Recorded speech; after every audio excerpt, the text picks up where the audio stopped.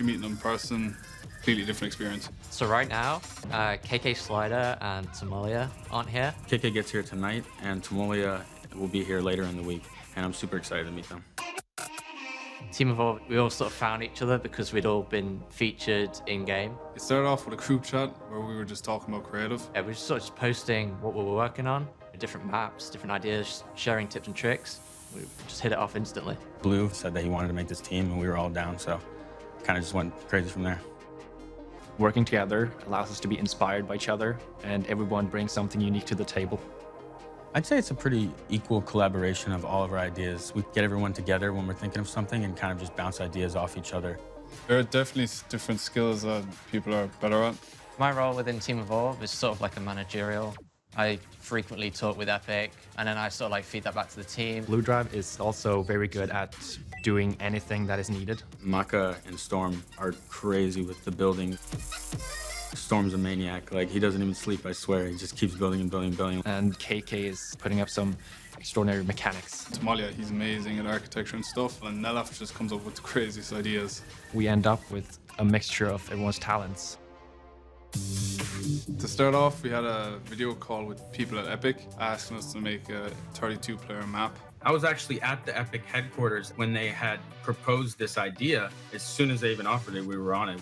I always knew Epic likes to work with smaller creators. I never knew that they would start doing stuff on this scale.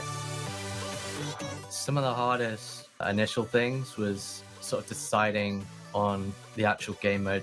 Now, the challenge was definitely when the guys at Epic were playtesting, everything had to be changed around because we did too much at the start. We all sort of got carried away with the design rather than the playability of the maps. So we got the task to build it a bit more open. A big obstacle was to make sure that no teams would have an advantage over another. They wanted a map that was easy to spectate. So we sort of had to like scrap everything.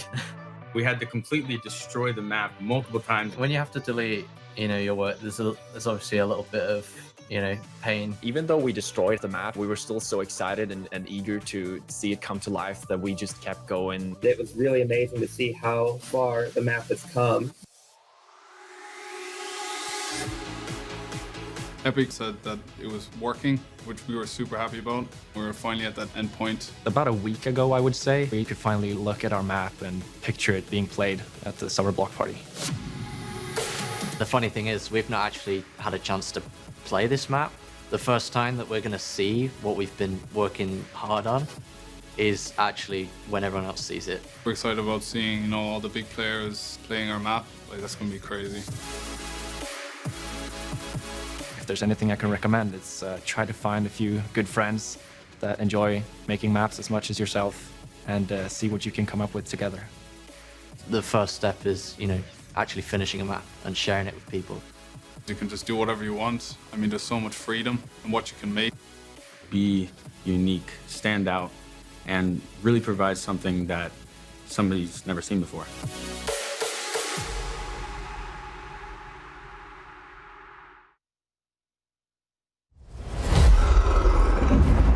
The behemoth threat looms from beyond the horizon. To stand against it, each of us, master and recruit alike, will choose our own path. Whatever it is you seek, every hunt offers the chance to earn glory, trophies, or at least a battle scar.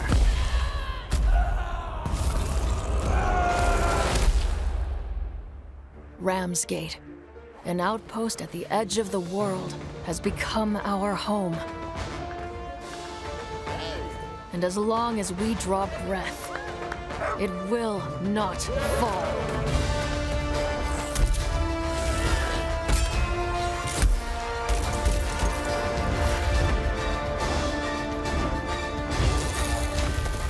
We have learned to turn the behemoth's unique, lethal power back against them.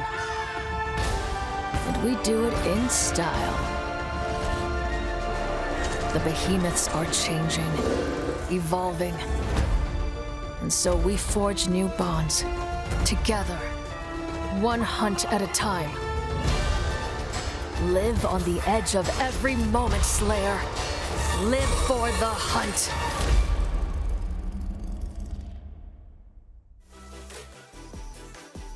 Welcome to the World Cup Creative Trials Qualifiers.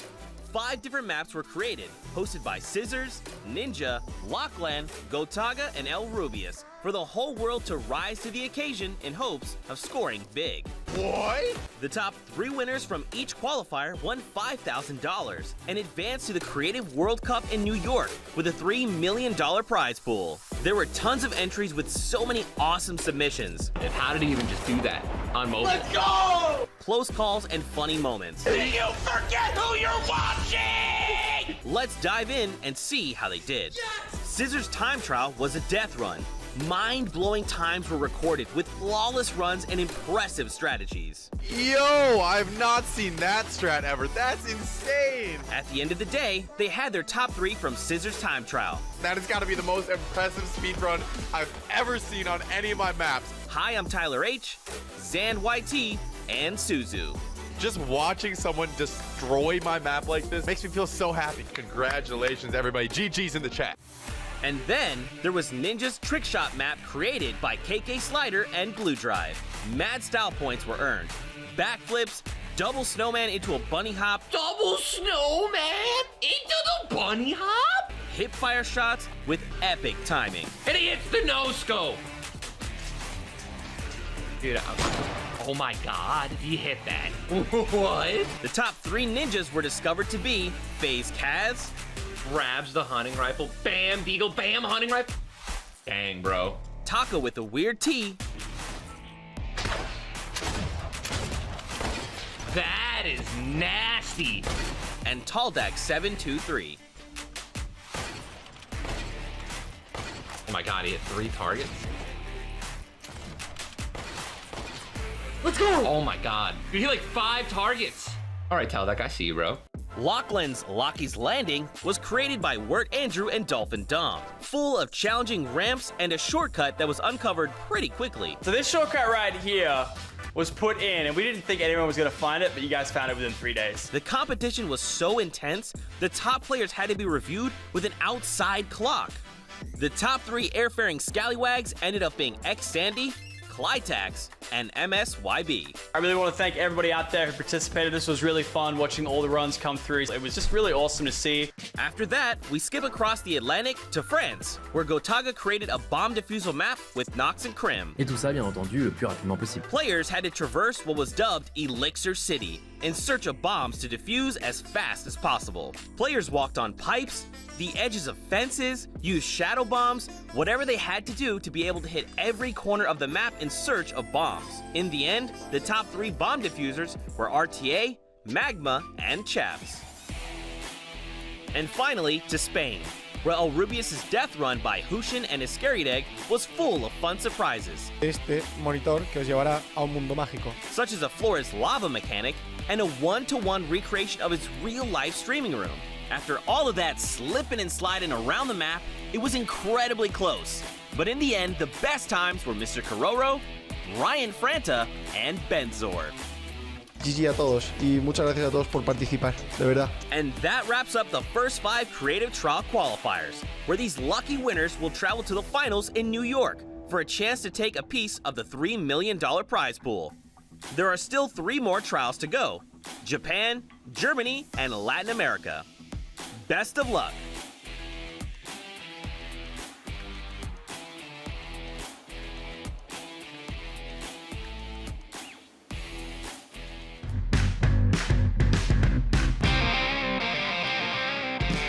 What up, Fortnite fam? My name is Dan Liang. My name is Tony No. What's going on, guys? My name is Dabi Air. My name is Lester Mazariego. Hi, I'm Daniel Lin. My name is Rafael Martinez. My name is Nathan Larson. Hey guys, I'm Zach Hardy. My gamer tag is GS_Tango. Tango comes from my first and last name, T_No, but a lot of people just say Tango, so I just kind of adopted that. Beast Nerd is kind of my logo, my thing, my trademark. Beast, coming from a hard work ethic. I got the big glasses and everything like that, so I think the Beast Nerd is kind of a mesh between the two. My gamer tag is Zach Hardy, because I spent 4 hours trying to pick a name and everything was taken. Ambush King, it originally came from my mom and dad, believe it or not, because my mom and dad were hardcore gamers, and they still are. My gamer tag is my first name and last name, so people call me just Lester. My gamer tag is HamBam because my friends always said I go really hard, and I also like ham. First I saw on Twitter you guys were saying, oh, there's golden ticket winners, just come to the booth. And I was like, I'm gonna try as many times as I can until I get it. When I got to spin the roulette and I got the golden ticket, I was just screaming. When I won, it was just super crazy. When I came to the booth and I won the golden ticket, it was unreal. I'm so excited. Winning tomorrow would be like, basically be the craziest thing in my gaming career. I've been dreaming to play in a Fortnite event since I started playing. So I'm just gonna focus on my building and trying not to die. We're gonna be putting it in, guns out, puns out, ready to go. You know what I'm saying? We gonna put it down for sure. It's gonna be a great time to be able to say, yeah, I won at the summer block party. For everyone else playing on this event, good luck. Tell me what second looks like. You don't know how to build? You guys are done, yo. You ain't ready for tango. Let's show them how we shine, baby.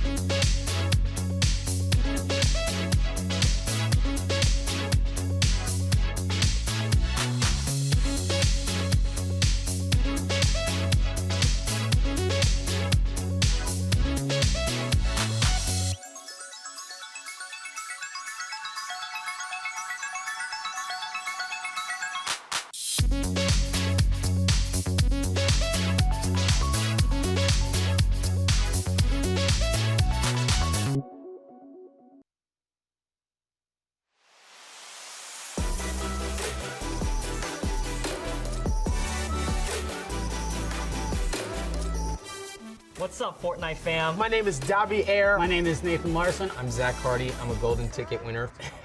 My name is Tonino. I'm a golden ticket winner For the summer block party. And I'm about to find out what team I am on. All right, here we go.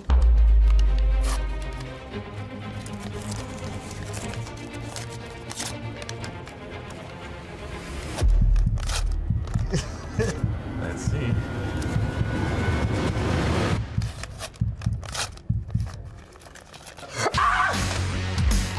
Boom. Right here. So I'm playing with Nick 830, One Shot Girl, and Chandler Riggs.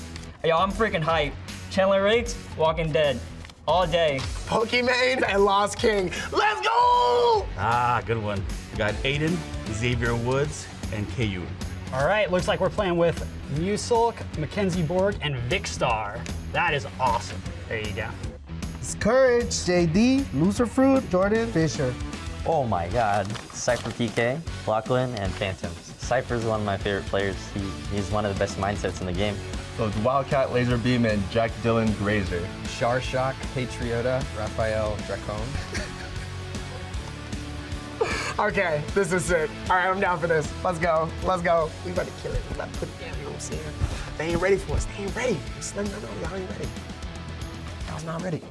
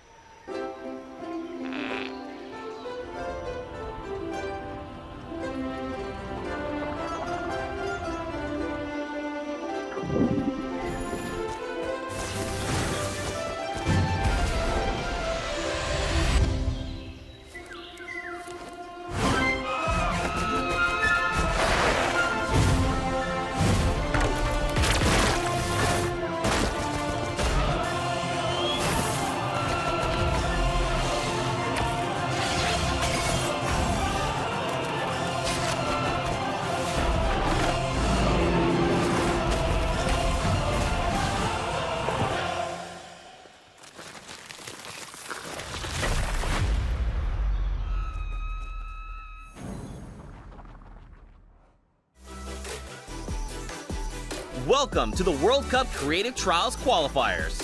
5 different maps were created, hosted by Scissors, Ninja, Lachlan, Gotaga, and El Rubius, for the whole world to rise to the occasion in hopes of scoring big.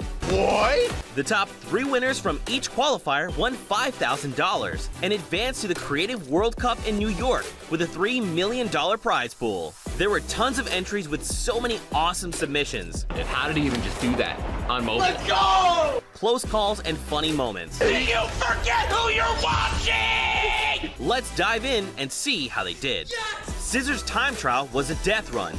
Mind-blowing times were recorded with flawless runs and impressive strategies. Yo, I've not seen that strat ever. That's insane. At the end of the day, they had their top 3 from Scissors time trial. That has got to be the most impressive speedrun I've ever seen on any of my maps. Hi, I'm Tyler H, Zand YT, and Suzu. Just watching someone destroy my map like this makes me feel so happy. Congratulations, everybody. GG's in the chat. And then there was Ninja's trick shot map created by KK Slider and Blue Drive. Mad style points were earned. Backflips, double snowman into a bunny hop. Double snowman into the bunny hop? Hip fire shots with epic timing. And he hits the no-scope. Dude, oh my god, he hit that. What? The top 3 ninjas were discovered to be FaZe Kaz, grabs the hunting rifle, bam, deagle, bam, hunting rifle. Dang, bro. Taco with a weird T. That is nasty. And Taldak 723.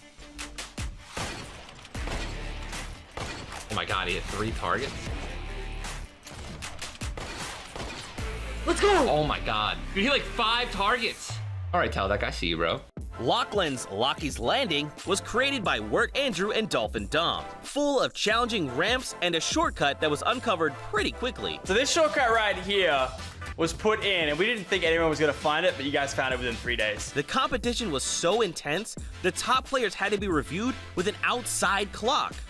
The top 3 airfaring scallywags ended up being X-Sandy, Clytax, and MSYB. I really want to thank everybody out there who participated. This was really fun watching all the runs come through. It was just really awesome to see. After that, we skip across the Atlantic to France, where Gotaga created a bomb defusal map with Nox and Crim. Et tout ça, bien entendu, le plus rapidement possible. Players had to traverse what was dubbed Elixir City in search of bombs to defuse as fast as possible. Players walked on pipes, the edges of fences, used shadow bombs, whatever they had to do to be able to hit every corner of the map in search of bombs. In the end, the top 3 bomb diffusers were RTA, Magma, and Chaps. And finally, to Spain, where El Rubius' death run by Hushin and Iscariot was full of fun surprises. Este monitor que os llevará a un mundo mágico. Such as a Flores lava mechanic and a 1-to-1 recreation of his real-life streaming room. After all of that slipping and sliding around the map, it was incredibly close. But in the end, the best times were Mr. Kororo, Ryan Franta, and Benzor. GG a todos y muchas gracias a todos por participar, de verdad. And that wraps up the first 5 Creative Trial Qualifiers, where these lucky winners will travel to the finals in New York for a chance to take a piece of the $3 million prize pool. There are still 3 more trials to go: Japan, Germany, and Latin America. Best of luck!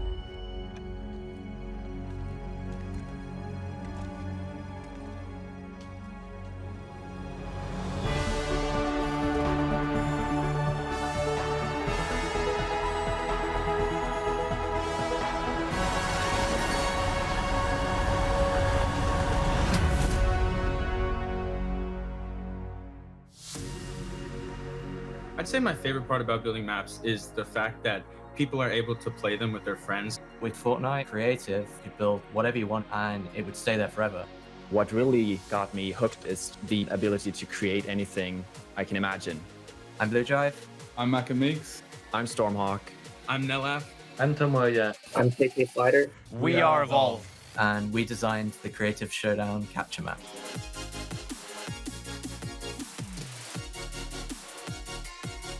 It's super exciting to be in LA.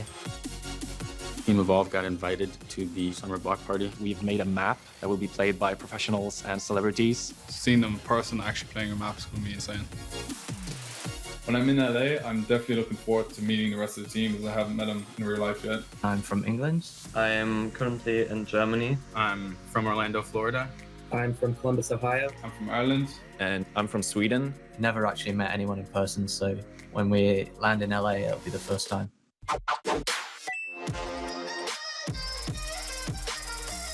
Actually meeting in real life, it was super cool. It was as if we'd known each other for a long time. When you're actually meeting them in person, completely different experience. So right now, KK Slider and Tomoya aren't here. KK gets here tonight, and Tomoya will be here later in the week, and I'm super excited to meet them. Team Evolve, we all sort of found each other because we'd all been featured in-game. It started off with a group chat where we were just talking about creative. Yeah, we were just sort of just posting what we were working on, different maps, different ideas, sharing tips and tricks. We just hit it off instantly. Blue said that he wanted to make this team, and we were all down, so kind of just went crazy from there. Working together allows us to be inspired by each other, and everyone brings something unique to the table. I'd say it's a pretty equal collaboration of all of our ideas. We get everyone together when we're thinking of something and kind of just bounce ideas off each other. There are definitely different skills that people are better at. My role within Team Evolve is sort of like a managerial. I frequently talk with Epic, and then I sort of like feed that back to the team. Blue Drive is also very good at doing anything that is needed. Maka and Storm are crazy with the building. Storm's a maniac. Like, he doesn't even sleep, I swear. He just keeps building and building and building. And KK is putting up some extraordinary mechanics. Tomoya, he's amazing at architecture and stuff, and Nelaf just comes up with the craziest ideas. We end up with a mixture of everyone's talents. To start off, we had a video call with people at Epic asking us to make a 32-player map. I was actually at the Epic headquarters when they had proposed this idea. As soon as they even offered it, we were on it. I always knew Epic likes to work with smaller creators. I never knew that they would start doing stuff on this scale. Some of the hardest initial things was sort of deciding on the actual game mode. Now the challenge was definitely when the guys at Epic were playtesting, everything had to be changed around because we did too much at the start. We all sort of got carried away with the design rather than the playability of the map. So we got the task to build it a bit more open. A big obstacle was to make sure that no teams would have an advantage over another. They wanted a map that was easy to spectate. So we sort of had to like scrap everything. We had to completely destroy the map multiple times. When you have to delete, your work, there's obviously a little bit of, pain. Even though we destroyed the map, we were still so excited and eager to see it come to life that we just kept going. It was really amazing to see how far the map has come. Epic said that it was working, which we were super happy about. We were finally at that end point. About a week ago, I would say, we could finally look at our map and picture it being played at the summer block party. The funny thing is, we've not actually had a chance to play this map. The first time that we're going to see what we've been working hard on is actually when everyone else sees it. We're excited about seeing, all the big players playing our map. Like, that's going to be crazy. If there's anything I can recommend, it's try to find a few good friends that enjoy making maps as much as yourself and see what you can come up with together.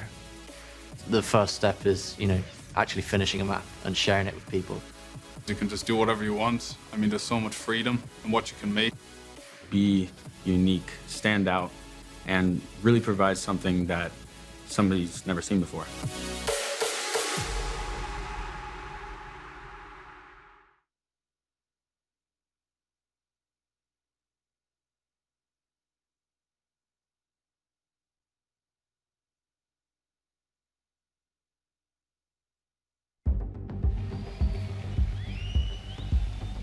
Ladies and gentlemen, boys and girls, Jonesies, Bonesies, and everyone in between, welcome to the Fortnite Summer Block Party Day 1 pre-show. My name is Sundown, and I'm joined here by the always fantastic Bala. Bala, how you feeling today, man? I'm so excited. I literally am jumping out of my shoes right now. The stage is awesome. The crowd is awesome, and I can't wait to get into the action.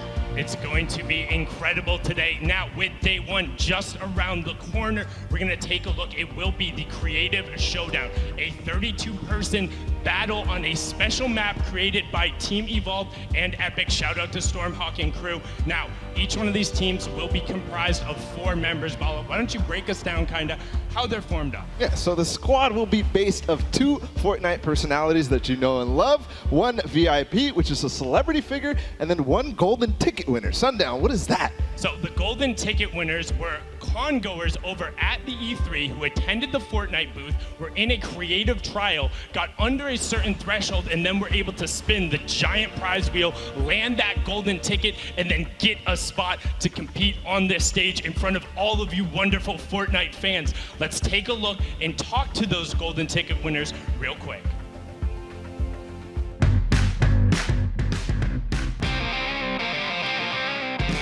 What up, Fortnite fam? My name is Dan Lang. My name is Tony No. What's going on, guys? My name is Davi Air. My name is Lester Mazariego. Hi, I'm Daniel Lynn. My name is Rafael Martinez. My name is Nathan Larson. Hey guys, I'm Zach Hardy. My gamer tag is GS_Tango. Tango comes from my first and last name, T_No, but a lot of people just say Tango, so I just kind of adopted that. Beast Nerd is kind of my logo, my thing, my trademark. Beast, coming from a hard work ethic. I got the big glasses and everything like that, so I think the Beast Nerd is kind of a mesh between the two. My gamer tag is this is Zach Hardy because I spent 4 hours trying to pick a name and everything was taken.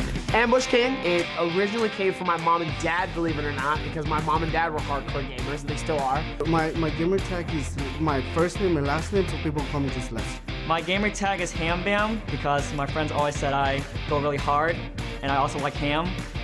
First I saw on Twitter you guys were saying, oh, there's golden ticket winners, just come to the booth, and so I was like, I'm gonna try as many times as I can until I get it. When I got to spin the roulette and I got the golden ticket, I was just screaming. When I won, it was just super crazy. When I came to the booth and I won the golden ticket, it was unreal. I'm so excited.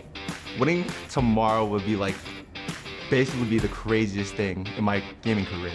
I've been dreaming to play in a Fortnite event since I started playing. So I'm just gonna focus on my building and trying not to die. We're gonna be putting it in, guns out, guns out, ready to go. You know what I'm saying? We gonna put it down for sure. It's going to be a great time to be able to say, yeah, I won at the Summer Block Party. For everyone else playing on this event, good luck. Tell me what your second looks like. You don't know how to build? You guys are done, yo. You ain't ready for Tango. Let's show them how we shine, baby. I mean, that was incredibly impressive. They must feel incredible going from attending E3, spinning the wheel, getting the spot, and they brought a little bit of swagger to the stage right there, Bala. Yeah, I mean, these guys even, throwing out some words of, competition against the rest of them. I like it, and I talked to a bunch of them. They're just so excited to be here, and I mean, just like everybody else in this room. Am I right, guys? I can only imagine. Now, you've seen the stage, you've gotten a quick chance to meet the players, but we need to get them into their seats, so I think they're ready. Are you guys ready for the players to walk out? Yeah. And with that, let's bring out our first team representing in the Creative Showdown. It will be the Funky Fighters, Lazarbeam, Wildcat, Jack Dylan, Grazer, and GS Tango, and here they are right now. You can see them popping off, going off there. Lazarbeam out there actually has its supporter creator tattooed on his forearm. Bala, that's dedication. That's crazy. And of course, Wildcat, we all know him as the content creator, the guy who does all sorts of funny things. I think I saw him actually guitar dance across the entire map and still win the game. Incredibly impressive right there. And Jack Dylan Grazer from It and Shazam as well. We got a chance to talk with them real quick before this. Let's see what they had to say going into the competition. G'day guys, I'm Lazarbeam and I'm with the Funky Fighters. As you can tell, we're taking this competition very seriously, so watch out. Can I do this? Hold on, put this in. Yeet. Go Laser. Well, Lazarbeam not necessarily taking everything as seriously as maybe everybody else, but that's okay. That's what we want to see. We want to see some personality. Regardless, let's introduce the next team to the floor. It's going to be the Chicken Champions, comprised of One Shot Girl, Nick A30, Chandler Riggs, and Handband, the Golden Ticket winner. There they are, coming onto the stage right there, the Chicken Champions. And I mean, One Shot Girl and Nick A30, they've played together before in some of those other competitions, the Friday Fortnite, and they've actually attained squad elimination records. That's insane, so they have the chemistry already. They are insane. We've seen them in a bunch of the different competitions. You see Tender Defender out there rocking in the front, and they will be led by Chandler Riggs, and you know he has the ability to slay out, whether it is the zombies in The Walking Dead or on the stage here in Fortnite. Let's catch up with them and see what they had to say before the Creative Showdown. Now your teammate is Chandler Riggs. Yes. I had the pleasure of playing with Chandler in the last Pro-Am. We got third. So do you know much about him? Are you excited to play with him? I know he's one heck of an actor. He's an amazing character on The Walking Dead, so it should translate well. I mean, he's good at surviving in The Walking Dead, so it should translate well into Fortnite, and can't wait. He actually is not on The Walking Dead anymore. He didn't survive on The Walking Dead. Please don't hate us. I'm sorry. Whoa. Whoa, spoilers? Not even a warning? I know, right? God, just totally rude right there, but fantastic for the Chicken Champions. They're gonna look to live up to the name and avoid laying an egg on the stage. Now, the next team coming out, you know them, you love them, it's the Fish Fam, comprised of Muselk, Vicstar, Mackenzie, Borg, and Confamous. Now, Muselk wants you to know his name is pronounced as Muselk, the Australian-based content creator down there. Mackenzie Borg, the American-based singer and songwriter who's on The Voice and American Idol. Yeah, and then obviously Vicstar as well, is the UK-based content creator. He makes tons of awesome content. I can't wait to see what these guys have to do. I mean, I love the Fish Fam. They're awesome. I mean, I took a picture with Benji Fisher the other day. It was a good time. All about it. Vicstar been around since the very beginning, and Confamous will be the Golden Ticket winner, rounding out the Fish Fam. Let's hear their thoughts going into the competition. Now, for those at home that maybe don't know and cannot pronounce your name, I feel like it's probably fitting to give them a formal, this is how you pronounce it. Right now, what is it? Muselk. So it's like Muse and Elk. Muselk. It's very easy, okay? Even I had to know. There you guys go. Muselk. That's how you do it. Don't say anything else. But that's going to be them. And then we also have to welcome another team to the stage. It's the Little Whip Warriors. You know them, so let's see them. Here they come. It's comprised of Cypher PK, Lachlan, Phantoms, the DJ duo, and then obviously the Golden Ticket winner, Corey. So Cypher PK is one of the guys that we know. He's almost qualified for the World Cup with his teammate Ranger, so that's going to be a strong one coming into this. I mean, this entire team is stacked from top to bottom. Lost Gangs play all the time. Fantastic DJ duo in there. And actually, the Golden Ticket winner, Corey, is a competitive player as well. We've seen him on a ton of those qualifying casts. He's been up there popping off. Getting to see him at E3, he's like, I'm so excited I get to compete on this stage. Let's catch up with them and see what they had to say going into the showdown. Would you ever cosplay as Lil Whip? Absolutely, yeah, for sure. I think I just have to get a lot of ice cream, maybe get in my tub and just pour the ice cream in there. That'd be a good cosplay. Okay, we went there. Yes, great. I don't really know what to say about a bathtub full of ice cream except yes, Cypher PK, I like where your head's at. The Little Whip Warriors, that's dedication indeed, but not to be outdone. Let's bring out our next team, hailing all the way from Brazil. We have Raven's Revenge, comprised of Sharsha, Patriota, Rafael Dracon, and this is Zach Hardy. You can see there the Raven popping off, trying to get everyone hyped, going on there, everyone on theme there with the black and the purple. I mean, Bala, they look excited to be here. They look excited, but they also look menacing. I mean, those signs that they're throwing out, I'm excited to see what they have to throw out. And then obviously we also have Rafael Dracon joining us, who is a writer of actually fantasy. So that's my favorite, type of fiction. I like to see it. Yeah, big fan there. And actually 2 birthday boys out there as well, with Sharshak's birthday being yesterday and Lachlan's birthday being today. So make sure you wish them a happy birthday, and let's see what they had to say before taking the stage. Hi guys, I'm Pretiora. I'm Rafael Dracon. And I'm Sharshak. And we came all the way from Brazil to represent Raven's Revenge. Yeah, these guys, they're gonna be protecting me. They feel like an Avenger. Yeah, let's protect our VIP. Yeah, that's it guys. We're gonna get some money for charity. Thank you. So they're playing for charity. That's what we're all doing it for, a good cause. But we still have a few more teams to welcome to the floor. And this one's one that people are going to be excited about. It's the Llama Record Company. And that's comprised of Loser Fruit, Courage JD, Jordan Fisher, and the golden ticket winner, Lester. So let's see if they'll grace us with their presence on the floor. Here they come. Oh, wow, and look at them come out right there. You got DJ Yonder repping as well. You can see Jordan throwing up the I love yous to the crowd. Courage getting into it. The entire team, I mean, you know they love this walkout. Jordan was actually at the Pro-Am as well as Jack last year. Jack, be careful, don't hurt your toe. We know what happened last time you did that there. Definitely don't want to stub your toe, but okay. You know, looking like a snack, so it's all good. Courage always doing that. But as well, Jordan Fisher, I mean, what can't he do? What can't he do? He can do anything. Can do anything, and let's actually take a chance to catch up and talk to the team captain for the Llama Record Company. Jordan Fisher from Llama Record Co. here. I've got Courage, JD, and Loser Fruit on my team. I honestly am really just sad in advance for anybody that finds us on this map. Thank you so much there, Jordan. Fantastic there, and we're getting into our final 2 teams. Now, bear with me on this one. It's a tongue twister. Say it 5 times fast. Welcome out the Sunshine Soldiers. Here we go.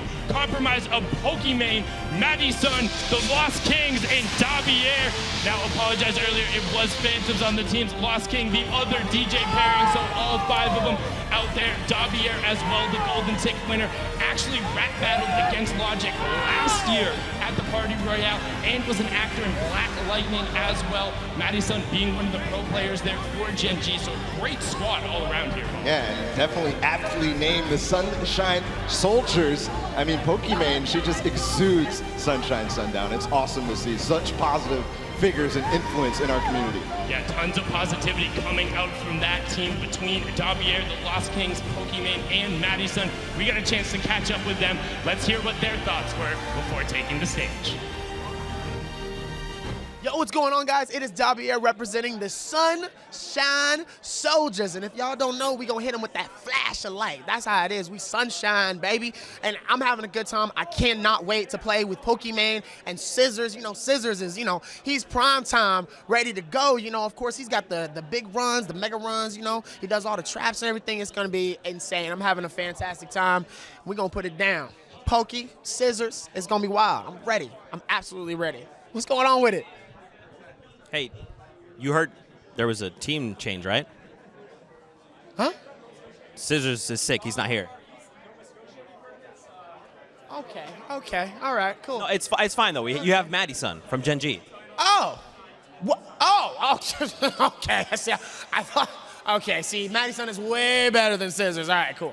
Everything's fine. All right, you scared me. Close call there. Close call. Big close call. Okay, cool. There you go, Davier. I mean, he rap battled on stage with Logic last year. That was some hot fire. And of course, we do have to say, Scissors, please do feel better. I mean, strep throats, that's something you really want to have to deal with, and we hope you feel better soon, very fast. Come back to us. But regardless, we got one more Sundown. It's the Cuddle Crew, and this one is a strong team. I mean, we have Aiden, KU, they are teammates. They also have Xavier Woods, who is a professional wrestler, and they have the moves already. They're getting hyped. Everybody is getting hyped. They also have, obviously, the golden ticket winner, Rafael Martinez. And I think I just lost Sundown. He's going to. Yeah, you lost me because I promised Aiden at E3 I'd give him a big hug when he walked out onto the stage. So I'll get one in there, and we'll get everybody with the Cuddle Crew. We're being on brand. We're getting in there. They're excited to take the stage. You can see them right there, right now. Aiden being the only controller player to qualify for the duos portion of the Fortnite World Cup so far. Let's listen in to what they had to say before the Creative Showdown. His team is so stacked. How did you manage to convince Epic to put Ghost, Kayun, and Xavier on your team to be the most stacked squad here at the Pro Am? Oh, for sure. This is super interesting because other people are like, how'd you get on the same team with your own teammates? So basically they just asked, they gave me an opportunity to play. They gave Kayun an opportunity to play, put us on the same team. And I don't know, man, we're just getting ready to go out and do it for charity. We're going to put on the show for sure. I mean, that is what Aiden does best, regardless of if it is at PAX or TwitchCon. Whenever he is on a stage, he puts on an absolute show. I mean, Bala, they're definitely going to be my favorites. Who is somebody else who you think the crowd should be keeping an eye on? I just love the positivity out of the Sunshine Soldiers. I mean, Davier, the stuff that he said, obviously in the clip that we listened to, and then obviously those players as well. They're so positive, and I love to see it because you have to stay positive here. This is a new game mode. We don't know how to play it. No, it's completely new. Nobody knows what's going on, and you can get involved as well. Use that hashtag SummerBlockParty. Let us know which one of the teams you're rooting for. Is it Ravens Revenge out of Brazil? Is it Llama Wreck-It Cove with Courage JD and Jordan Fisher? You can share your thoughts, opinions there. Join the conversation and get involved because, we love sharing those out there. We love hearing what you have to say. Ball and I will go back through. We'll be looking at it. We'll be interacting with you guys. Yeah, I love to see everybody who, tweets that hashtag, says what they want to see, says what they're excited about, says what they're happy about and thankful for. I just love reading those. Yeah, we love talking to the players, which is what we're going to get a chance to do right now. So we're going to throw it all the way up top to Kitty Plays. Kitty, hey, can you hear me all the way up there? That's a bit far. Oh, I can hear you up here, all right, Sundown. We are up here on the top deck of the stage right now. Players are just getting settled in for the event, and I've got the incredible Chicken Champions up here with me. We've got One Shot Girl, Nick A. Thirdly, Chandler Riggs, and our golden ticket winner. I am so excited to see you guys play. Nick, how have you been preparing for today? So I've just been playing Fortnite every single day. It's a grind constantly. The streams have been going every day. So I think I got the experience and I'm ready to rock. We got an amazing team. Communications on point. Ready to roll? Ready to roll. I'm excited to see how you guys do. And Julie, I want to know, okay, I know you don't trash talk very much online, but who are you most excited to face up against today? Jordan has been talking a big game, Jordan Fisher, so I'm ready to see him. I'm ready to see him in game. Well, I hope to see your name in the action feed eliminating him. That'll be interesting. And who is your favorite team here right now? The Chicken Champions. I mean, I gotta say, I gotta root for us, so. Well, you guys already have champion in your name, so not much to live up to. Now, Chandler, you and I played last year in the Pro-Am. What have you done in the last year to prepare for today? Fortnite, just nonstop, just not every day, every night, just Fortnite. No, I am much more prepared this year, and I am very excited to take you guys on. It's gonna be great. Yeah, it'll be great. Maybe first this time. Yeah, you got this. All right, you won the golden ticket. How does it feel to be up here on the stage right now? It feels unreal and amazing to be able to play with all the huge content creators, celebrities, so it's amazing. I'm shook. Now, I saw you taking some selfies over there. Who are you sending them to? What was that? I saw you taking some selfies at your computer. Who are you going to send them to? To all my friends back home in Boston. They're all going to see this. I told them to all tune in, so they're ready. Shout outs to Boston. Yeah, that's awesome. Now that you guys have seen the stage, what do you think of it? It's absolutely amazing. The crowd is insane. The hype, I feel it. And the lighting is incredible. Everything about it. You guys rock out there. We love you. Yes, that's so great. And also, Julie, I talked to you earlier. You're excited for the map. I gave you a few pointers. Okay, don't worry, I gave everyone some pointers. But is there any special strategy that you have going into this very first game? Yes, and we can't tell you. That's it, everybody. Well, I'm so excited to see how you guys go, see if you live up to the champion name, but we got to get into these games, and to do that, I'm going to send it back down to Sundown. Thank you so much, Kitty and the Chicken Champions. They seem very well prepared. I know Chandler has definitely been putting in the hours. You can hear it up there All of them sound incredibly excited, and they have a bunch of experience in Fortnite combined, Paula. Yeah, but experience isn't really going to take you that far because we're playing a completely different mode. But you know what the community does and the players do with new stuff. They do things that we couldn't even imagine, Sundown. Like, that's how we have competitive Fortnite right now. It's crazy, so I can't wait to see what they're going to do. Yes, everything is always changing, whether it is in-game or behind the scenes with how everything works. So we're going to throw it over to a package with You Know Him, You Love Him, Captain Shenanigans, Zeke walking you through some of the tech and productions that happens behind the scenes.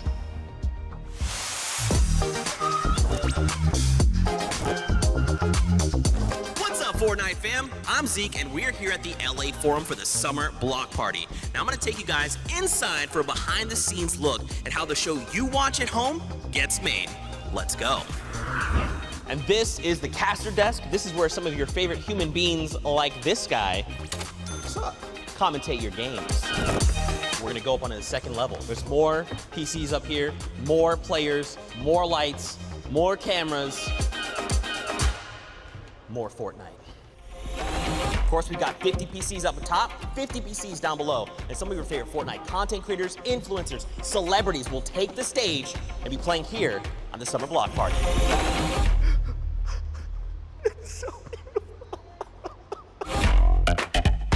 Behind me, you can see all the madness that we deal with and we're constantly looking at. And we're kind of piecing together all of these different perspectives you're seeing into the show that you guys are watching back home. Oh, hi. We're in the command center.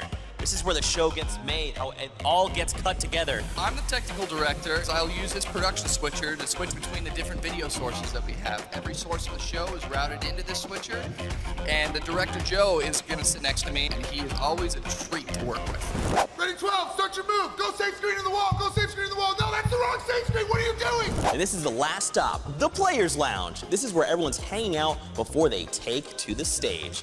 Now, Fortnite fam, I gotta go. I'm in full wardrobe. I'm really excited, and I can't wait to see you guys at the Summer Block Party.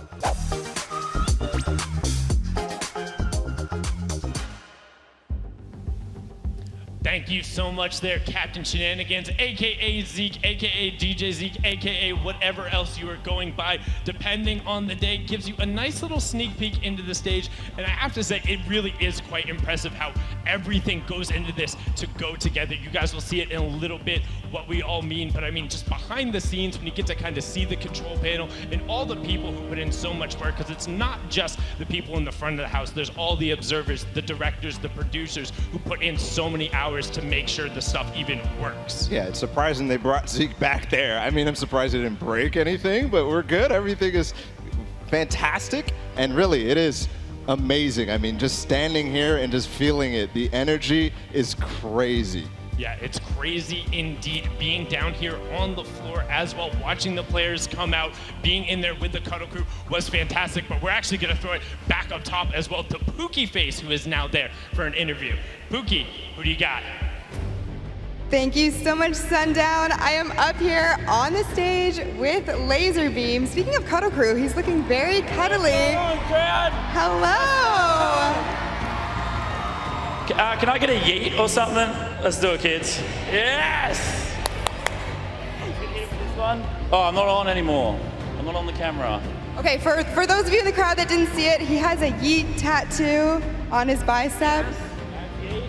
Hold on, can I come up to this? He's going up there, okay. Definitely one of the stupidest things I've ever done. You know, definitely one of the stupidest things I've ever done. I mean, I don't think so. I think you're great. So, being here today on the stage in front of this many people, you know, I know you're excited to get into the games. Do you have a strategy going into them at all? No, nothing. I have no idea what I'm gonna do. Okay, well that's, you know what, great to hide it from your opponents, right? That's the main strategy. My plan is to lose, but try and lose in style somehow. Well, you've already got the style locked down, so I think, you know, that's point number one for Lazarbeam here. So you're playing tomorrow as well. Do you want to talk a little bit about the charity that you're going to be playing for? I think it might have been a bit scuffed when I submitted it, but I'm planning to donate to Ronald McDonald House, which is a charity that kind of like houses the families of sick kids while they're going through like treatment and surgery and stuff like that. So yeah. It's an excellent cause. I like it.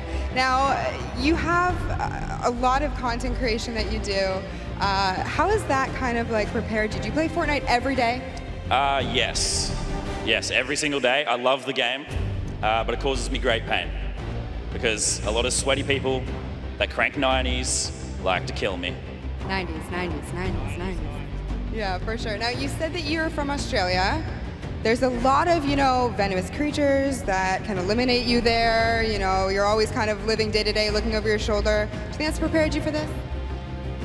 I mean, I live in like a nice suburb in like an air-conditioned house. I mean, I'm not really scared of none of the animals,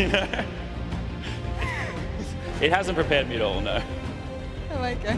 Well, you know what? If you get too nervous, if you get too anxious, just put the hoodie hood down and just kind of play it out. Freaking out. Yeah, for sure. Well, is there anything else you want to say? Any hellos you want to tell anyone? I think I should just stop talking because last time I did one of these, I got in trouble for swearing. So I should probably just stop talking. I got to be careful.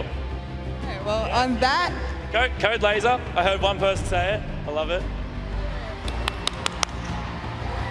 Thank you so much, Laser. Congratulations for making it this far. Best of luck to you today.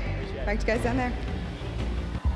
Thank you so much, Pookie and Laser. Incredibly well done from both of you. Thank you for avoiding cursing there. And well done. Sometimes you get a yeet or get yeeted there. Bala has the code on the arm as well. That is dedication to the cause and to making sure you plug it right there.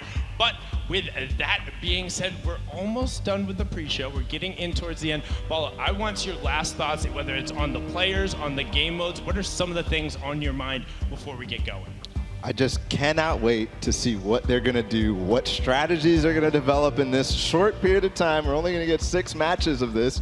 And I mean, the things that you could do, the things that they're going to develop, we already gotten a little bit of a preview. They haven't seen it at all. They're actually playing it right now, getting a chance to see it before they play. And they're game to game, it's going to change. It's going to change what they do, what their plan is.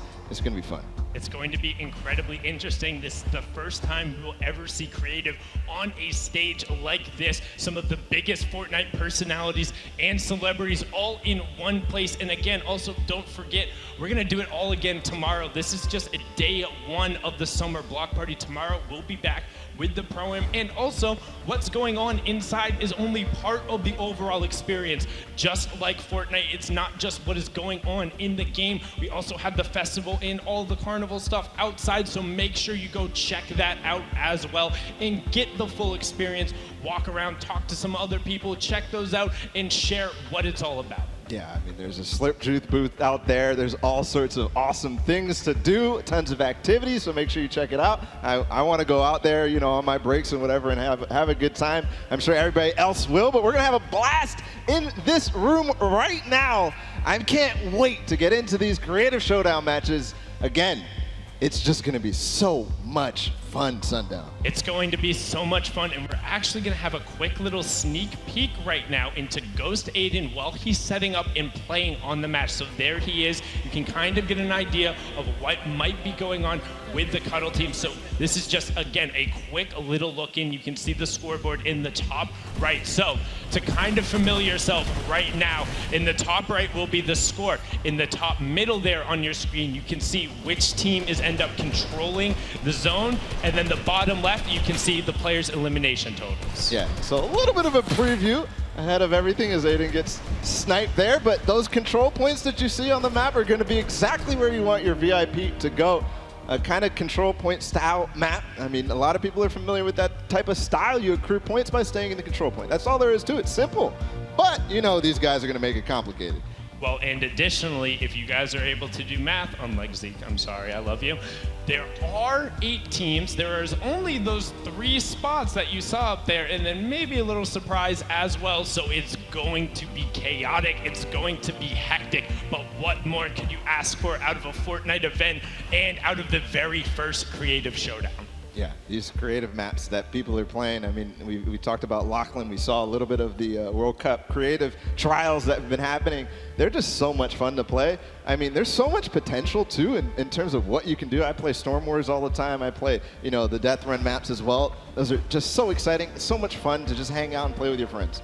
players ever expanding on what they're able to do. But enough from us. That is it. The pre-show is now over, and it's time to kick off the Fortnite Summer Block Party Creative Showdown. We're gonna send it over to the stage with Zeke. Zeke, take it away.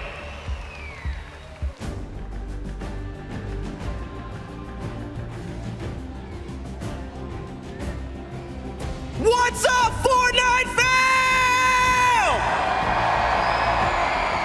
Welcome to the Summer Block Party. I'm Zeke, and we're hanging out at the historic LA Forum with some very special guests to bring you a Fortnite experience like you've never seen before. Now, we've had 9 incredible weeks of open qualifier competition, so we figured we'd take a break, have some fun before the final duo qualifier later on this week. We've got 2 action-packed days heading your way. Today, the Creative Showdown. Tomorrow, the Pro-Am returns. Everyone will, of course, be playing for charity money. And I mean, look at these crazy trophies. Are you guys ready? No. Fortnite fam, I said, are you ready? Then let's start the show!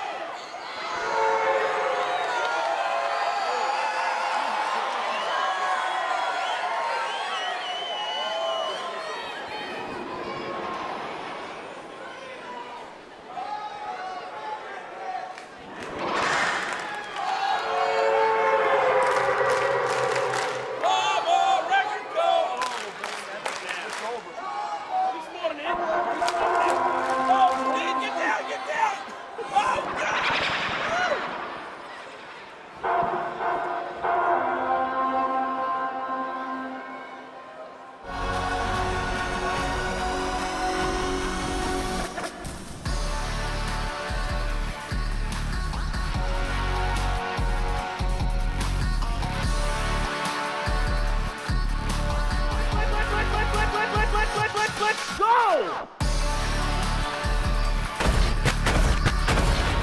Oh my God.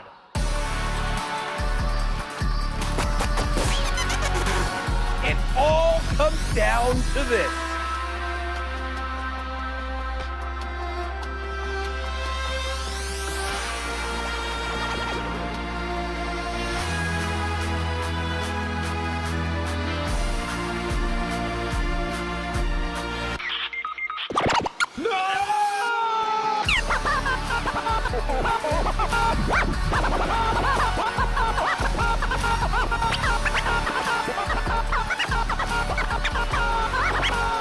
Victory Royale!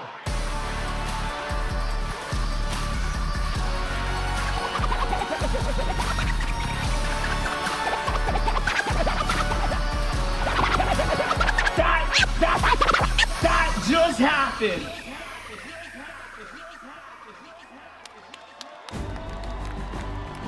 Our house DJ, Mike Realm. He's absolutely incredible. He's going to be spinning for us all evening long. Now, Fortnite fam, if you've been watching the open qualifiers, you recognize us, but I feel like we're missing 2 people. And those 2 people are going to be the ones getting us through the game. So for now, let's send it up to Golden Boy and Dr. Lupo! Thank you so much, Zeke, and thank you so much, everyone here in the Forum in LA. Ladies and gentlemen, this is it. This is hype. This is the Creative Showdown. How you feeling today? I like it. Maybe you should try it. I think you have a better rapport with them than I do. You may be a global treasure and a national icon, national treasure, global icon. I can never get it right. You can never remember. But my name is Dr. Lupo, and if you're here at the LA Forum in beautiful Los Angeles, California, I need you to make some noise right now. There we go. That's a little better.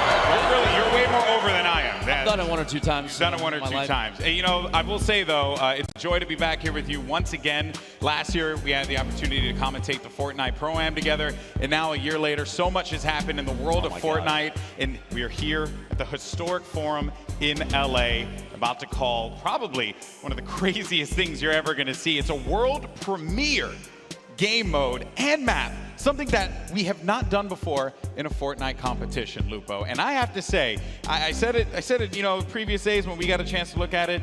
It's one of the most fun things I've ever had the pleasure of commentating in my career. It is actually pretty crazy. We've done some rehearsals, so everybody that's out there, keep in mind, it might not be brand new to us, but everybody that's on the stage, minus that little warm-up game, they have no idea what's coming down the pipe. It is going to be insane. That's right. There's a lot of creativity that's been put into this creative map. Lo and behold, there we go, the correlation of words. Pretty good at that. But I do, honestly, if you could, please, I need to know more about the game mode. That's right. So let's just jump right into it. We've been talking about it. We've really hinted at it, but now it's time to show you the Sky Station Showdown. Take a look. Welcome to the Creative Showdown. This brand new map is a collaboration between Team Evolve and Epic, made specifically for this event. Now let's break down how it all works. For this very special event, we are bringing you an exciting King of the Hill style game built in creative by Team Evolve. 8 teams of 4 players will start at their home base on the edge of this massive flying city. Together, they will push 3 capture circles, racking up points by holding them down for their team. As each team heads toward the capture points, they'll need to protect their team's VIP, who plays a key role in this game mode. If they get eliminated, they'll respawn at the team's home base. The VIP is the only player who can earn points for your team while in the capture circle, earning 3 points per second. They are also the only ones who can wield the Infinity Blade, which deals massive melee damage and enables the wielder to jump incredible distances. It's the rest of the team's job to make sure the VIP gets to the capture circle and stays there as long as possible without being eliminated. With 3 capture circles across the map, teams have to strategize to figure out which point they'll be able to hold.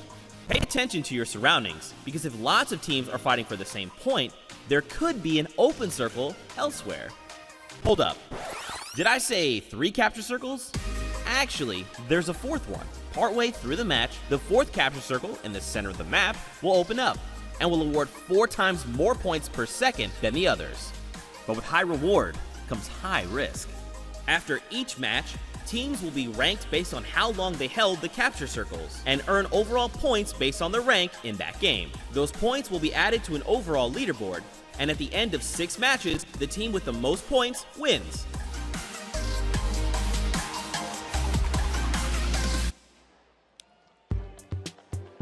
I told you it was crazy. I wasn't joking. You see on your screen here, just a quick update of the format. Capture points on your left. This is how they play the game. And the first team to 1,000 of those in-game points, they get the victory royale, or the highest scoring team at the end of the game, which is 15 minutes long. Right there in the bottom left, the outer circles, those top 3 are worth 3 points a second, only if the VIP is inside uncontested. But after 8 minutes, GB, when there's 7 minutes left on the clock, that bottom circle, capture point D, 12 points a second. That's right. It's so crucial. The golden point will unlock, and it will be carnage. Now, separated from that, teams that place, depending on how they end up in the game, whether that be 1st, 2nd, 3rd, or 4th, as you see there on the right side of your screen, that is the points that they will earn. And across 6 games, we will determine who our winner will be. And boy, I have to say, your players are getting geared up. They don't have a lot of time with this. We had an opportunity to talk to them earlier, get some of their thoughts, and share with them how we felt about the game mode. And then as I had explained it to people, the one word that kept coming out of everyone's mouths was crazy. So yes, Team Evolve, the crew that designed this, I also had a chance to speak to them. Crazy. Crazy, crazy, crazy. It is going to be so cool when these teams finally take the stage. And you know, Lupo, I have to say, the other part of it too is their loadouts, right? You're going to be using blue weapons, so you'll have a blue tac. You also wait. You seem like you have some. Oh, I just wanted to talk specifically about that. You were going to say it's a blue AR. Yeah, a blue AR. Blue tactical shotgun. Yes. I feel like you're coming up with blue hunting rifle. Yes. Impulse nades. Yes. And that's it. But do you want to know something kind of cool? One thing that I knew it. Do you want to know one thing that they don't have, Golden Boy? I knew it. I knew this was happening. One of these bad boys right here, but I do. Okay, well, do you know that I thought we were friends. Listen, all right, I trust you. Okay. You trust me? I trust you. If you're here at the Forum in LA and you would like to acquire one of these, you can actually go pick it up. It's in the merch store right now. And the coolest thing I think about it is this dart right here. This is the only one signed by Dr. Lupo in history, and now it's going out into the crowd. Oh boy. Enjoy. Oh no. Good luck and be gentle to each other down there. It's a good thing you didn't pelt like a grandmother or something. Man. Meanwhile, this one's coming home with me. Oh, that's not fair. Okay, well, that was that. There you go. That's pretty awesome. And once again, you can pick that up here at the event. So huge shout out to Nerf for that one. But let's now talk about the rosters. You saw them make their way out earlier in the pre-show, getting the love from the crowd. There you go. Some good teams here. Some roster here. Good teams. Good. I would have to say, like, I think that the compositions of players and the skill levels very, very well, probably except for the Cuddle Crew, which has, I think, a pretty stacked team. You're trying to say you think the Cuddle Crew is the most likely team to win this. Come back to me later on that. I don't know. I haven't quite settled on it yet. We'll have to see here in a second. A lot of very well-known names, both on the content creator and the celebrity, the VIP side. Don't forget, all 8 of those golden ticket winners are part of that team.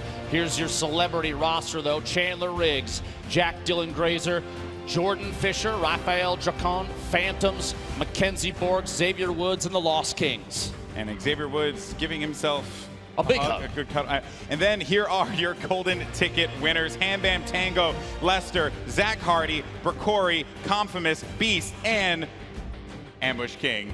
You know, Dabier, this guy, I don't know how he manages. He has, you said it, he has to buy a lotto ticket. Yeah, you snuck in, dude. That's got to be the case. It's unbelievable stuff from these guys there. They went through the trials earlier this week, and then they were able to get to this point. Pretty fun, pretty fun. And they're also going to be playing for a decent amount of money. Also, those golden ticket winners are going to have something very special as well. Let's actually take a gander at that right now. So, as we mentioned previously, this event is for charity. So all these players are going to be competing for the respective charity of their choice. $1 million. $1 million charity prize pool is being given away in charity prizing. That is incredible stuff there. So huge shout out to Epic for providing that. $350,000 will go to first place, and that will be divvied up amongst our 3 celebrities that will be playing on the stage. So a third each for basically getting that first place prize. Keep in mind, no matter where they place, every single team, all 8 teams take home a little bit of charity money for every single one. So the benefit here to help a lot of good organizations is huge. You love to see it, but there is the right side of the screen right there is very important. The #1 team, their golden ticket winner. First, they got lucky at E3. They made their way here. They got selected to be on a team. Imagine if you win 2 tickets, flights, hotel, all the way out to New York City for the World Cup Finals, July 26th to the 28th. It's going to be an incredible event. Maybe it could be Ambush King you're going to see on the map. It could be Ham Bam. Who knows? We'll have to find out in just a little bit. But we got a lot of people here in the crowd about to enjoy themselves. Some Fortnite action. It's been quite the show so far, and I know everyone wants to jump into some gameplay. And don't worry, we're going to be doing that relatively soon. But, you know, also there's been some fun things. I think if there's one thing Fortnite is, it's always fun, and there's always something crazy going on in the world of Fortnite. And Lupo, I understand that you had the opportunity to play something that I never thought would make its way to Fortnite. What was it? So at E3 this year, if you made it out to Los Angeles and made your way to the convention, you got tickets, you were lucky enough to make your way to the Fortnite booth, you had the opportunity to play a game mode called Prop Hunt.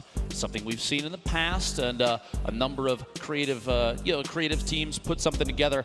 I had the chance to stream it. I may have recorded a couple Twitter videos as well and put those out there. So Prop Hunt is a classic community mod being reimagined within Fortnite by the talented Stray Kite dev team. It's basically a face-off of hide and seek. You have 2 teams of 8.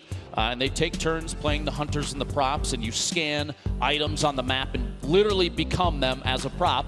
And if you can last your way all the way to the end as a prop and collect the coins and sneak your way around, you'll get the victory royale. Meanwhile, the hunters have a plethora of weapons and boogie bombs to try and seek out the props that may be hiding in plain sight. It's a really, really cool mode. I'm super excited for it to come apparently very soon. We might see it before you know it, all the way to Fortnite on pretty much every device that I own, which is still insane to me. Yeah, it's also probably on my toaster. Yeah, I think you can play it on your fridge too. Yeah, it's like because I play like a toaster on my toaster. Good. It's great. It's great for me, right? It's great for me. Well, all right, enough of the jibber jabber. Ladies and gentlemen in the forum, are you ready for some gameplay?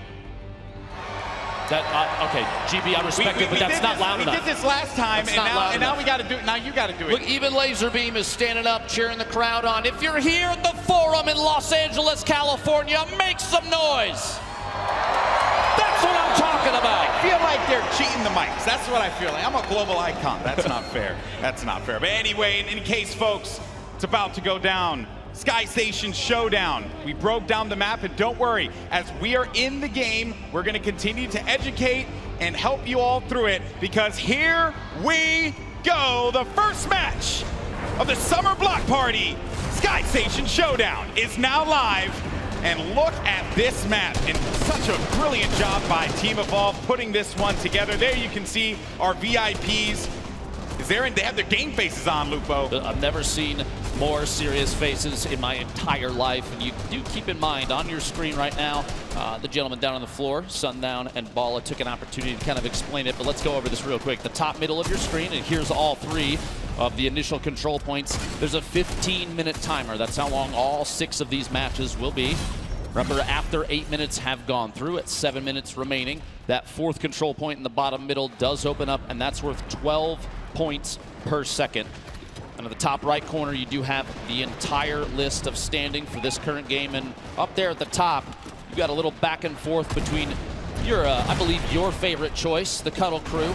That's right. I am a record company for just a second, bouncing back and forth. The Sunshine Soldiers. I'm a big fan of the Cuddle Crew. Think that this is going to be a dominant team here. In second place, as you had mentioned previously, Lupo, and a lot of our other teams, Chicken Champions, Little Whip, the Funky Fighters, as well as Raven's Revenge, not able to gain any points. Finally, it's going to be Little Whip making their way onto the scoreboard there, and hopefully they will be able to climb up, because the game is not out of hand just yet.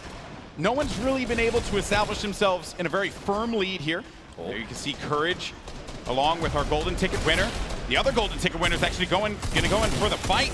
I believe that's actually going to be, I want to say, yeah, that's Ambush King Daviero who's going to be in the action, but then Courage JD able to take one down, and he finds himself another. And that is going to clear out this objective and allow them to hold it down. And remember, you do have builds. You get Siphon from health and builds. You get a little bit of that to be able to protect your VIP. Gosh. Courage going absolutely massive there. For just a moment, I think he defended the blue control point like it was an all-you-can-eat chicken parmesan buffet, but does go down eventually. I think he picked up 9 eliminations. Meanwhile, the Sunshine Soldiers, your VIP on the screen, Lost Kings. You see a little, quick little note there. Robert Abisi and Nick Shanholz named themselves Lost Kings because they felt lost when they first moved to LA. Kind of poetic that they find themselves back here at the Forum right now. That's right. This venue is very historic. A who's who. A name list that I honestly was blown away by when I walked down through the halls of this venue, and it's been really fun to be here and be able to call some Fortnite. Now, here's the thing, folks. We are pretty early in this game, and Fish Fam have looked very strong. Remember, Fish Fam is going to be Muselk, Vicstar, as well as Mackenzie, and Comptimus, their golden ticket winner.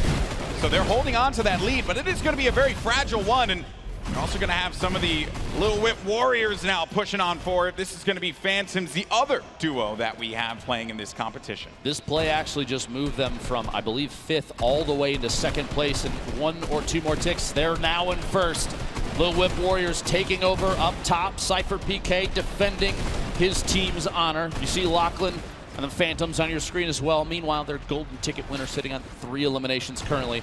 Lazarbeam, though, Impulse Grenade. Keep in mind, a couple notes about this game mode if you're watching.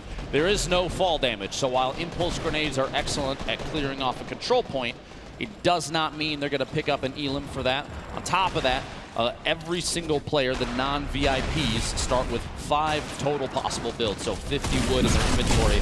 And on elimination, they're picking up 58 Fear Shield and 25 wood, so kind of 2.5 builds per elim goes straight into the inventory. So there's not a ton of building opportunities. You need to be very particular about where you put what. You see here. There's a lot of builds being laid out now, Lupo. And this is something I don't think we've seen before when we've reviewed this game. Yeah, Cuddle Crew, no shocker there. And if they hold down, and look at the way that they built the fort around here, but Vances is going to push on in, and they manage to shut him down. Xavier Woods hitting him with a good old-fashioned clothesline along with the Ghost duo. The goal here, I think, the idea is that they're going to take ownership of this control point entirely until that timer ticks over. By the way, you want to hit that little bit of info up there? Wait, top left of your screen. Oh, yes. Xavier Woods, American professional wrestler. This guy, yes, he is actually in 6 video games. He's also a multi-time tag team champion. And he's got a pretty decent YouTube channel. I need to be honest with everybody, just so they know the truth. You were fangirling so hard before he got here. You love to see it. Hey, man, you know, I've had the opportunity to hang out and work with Xavier Woods in a ton of events in the past. Dude is a genuine gamer. He was actually playing Fortnite on his Switch, getting ready for today. That was how hardcore he was about all of this. And then I told him, hey, buddy, you're actually going to be using the Infinity Blade. He says, you know what? I'm going to finish this game out anyway. He proceeded to get eliminated immediately after. But it's okay. We'll gloss right past that one. It's perfectly fine. Score update, though, for everyone. 309 for the Fish fam currently. That is looking great for Mackenzie Borg and her squad, and his squad, excuse me. They're nailing this map right now.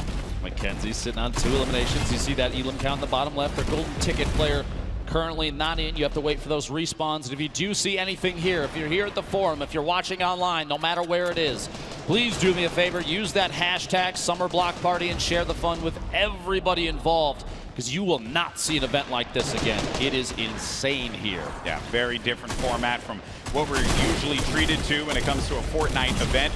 We're always taking to the island and jumping out of the battle bus for some good old-fashioned Fortnite, but this time around, Sky Station Showdown is going to be the battleground where these players will take the stage.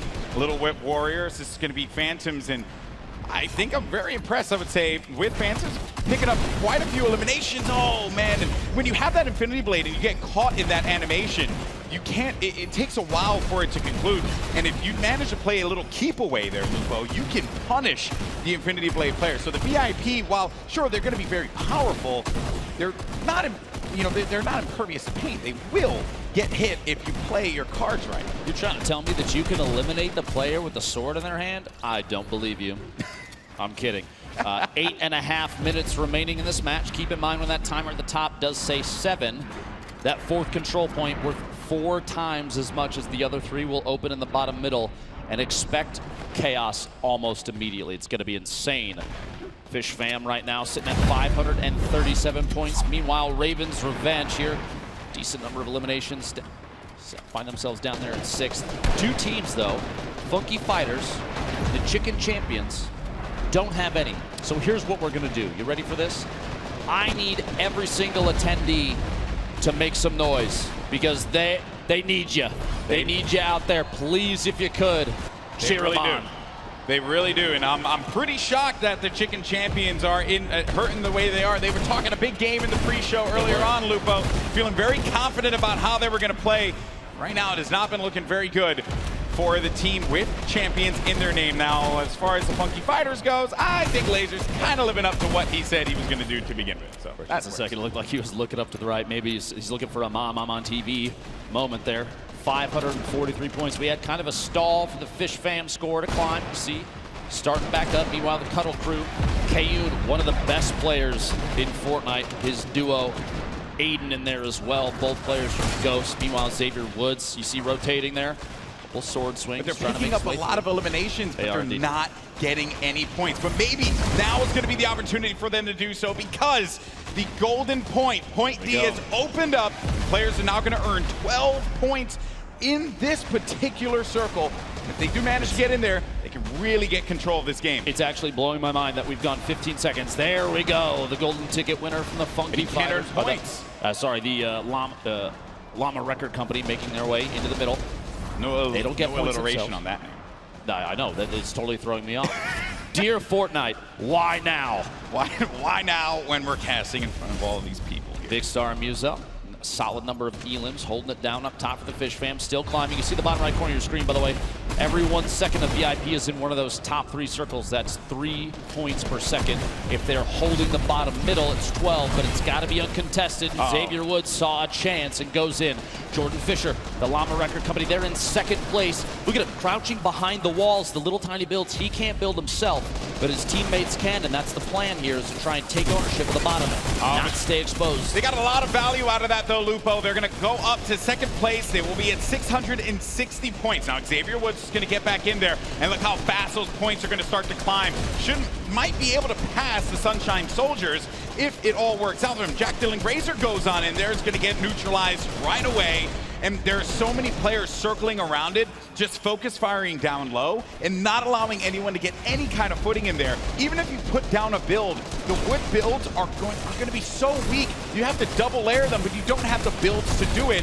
And then you have the Fish Fam continuing to earn points.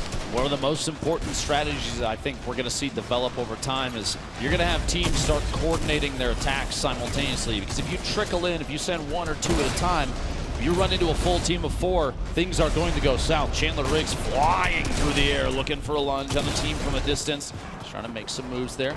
Muselk boxing Mackenzie Borg inside there. It's actually it's interesting enough. He's safe inside, and that's the Fish Fam holding it down. That was such a great play, Lupo. The boxing right in the point. No impulses are going to send you out of there. You're protected completely. It's something that, while the impulses are phenomenal to be able to utilize it, wipe people away from a point, you can't do anything if a build's going to be up at that moment. Exactly. And you have to remember, too, the VIP with the sword, they can't build. Jack's trying to fight his way out of that little terrain right there. But as the VIP, you have the sword in hand. You can swing for the rafters over and over again, but you can't protect yourself. So your teammates, they've got to come to your rescue, kind of box up and keep you safe. You see here, Xavier trying to throw everybody off up top. 5 eliminations himself. He needs protection, and his teammates are not going to be around him, and he's going to get picked off. Kayun, by the way, with 25 eliminations currently, but they're not on the scoreboard where they need to be. Down low, though, Jordan Fisher, Courage, Lazarbeam. They're going to be tucked in the corner. They're going to win the game. This is it, and they pick it up. Jordan Fisher, Courage, JD, Loserfruit, and Lester pick up game 1. Absolutely ridiculous. A come from behind victory. I said that bottom middle point was extremely important. 12 points a second is huge. You can hear Courage shouting like crazy in there. Team cohesion at an all-time high. He's not shouting like crazy. I think that's the only volume that he knows. This is true. This Hugging it out down there. Insane. This is literally only the first of 6 games total for the entire day. Here's a look at the very last second. We literally said, boxing up your teammates. You see, Courage is inside the box, he's ready to turbo build to protect Lucifer, landing right next door just in case they need to rotate into a second box. And Jordan just playing defensive, kind of wiggling back and forth, doesn't want to get sniped from above, no shots from behind. And what a victory.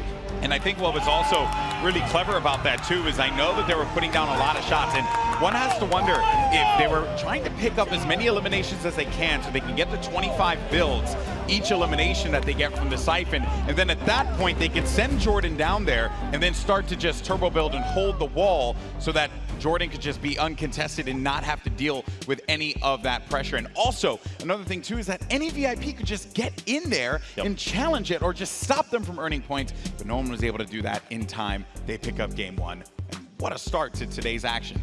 Pretty cool. Big moves there. You have to remember, though, there's still 5 more games. That's going to be 5 points for placement for that team, and the trickle down 5, 4, 3, 2, 1. So it's still anybody's game. That's the first one down. That's right. Plus, now we're going to see teams start to develop new strategies. This is a totally new game mode.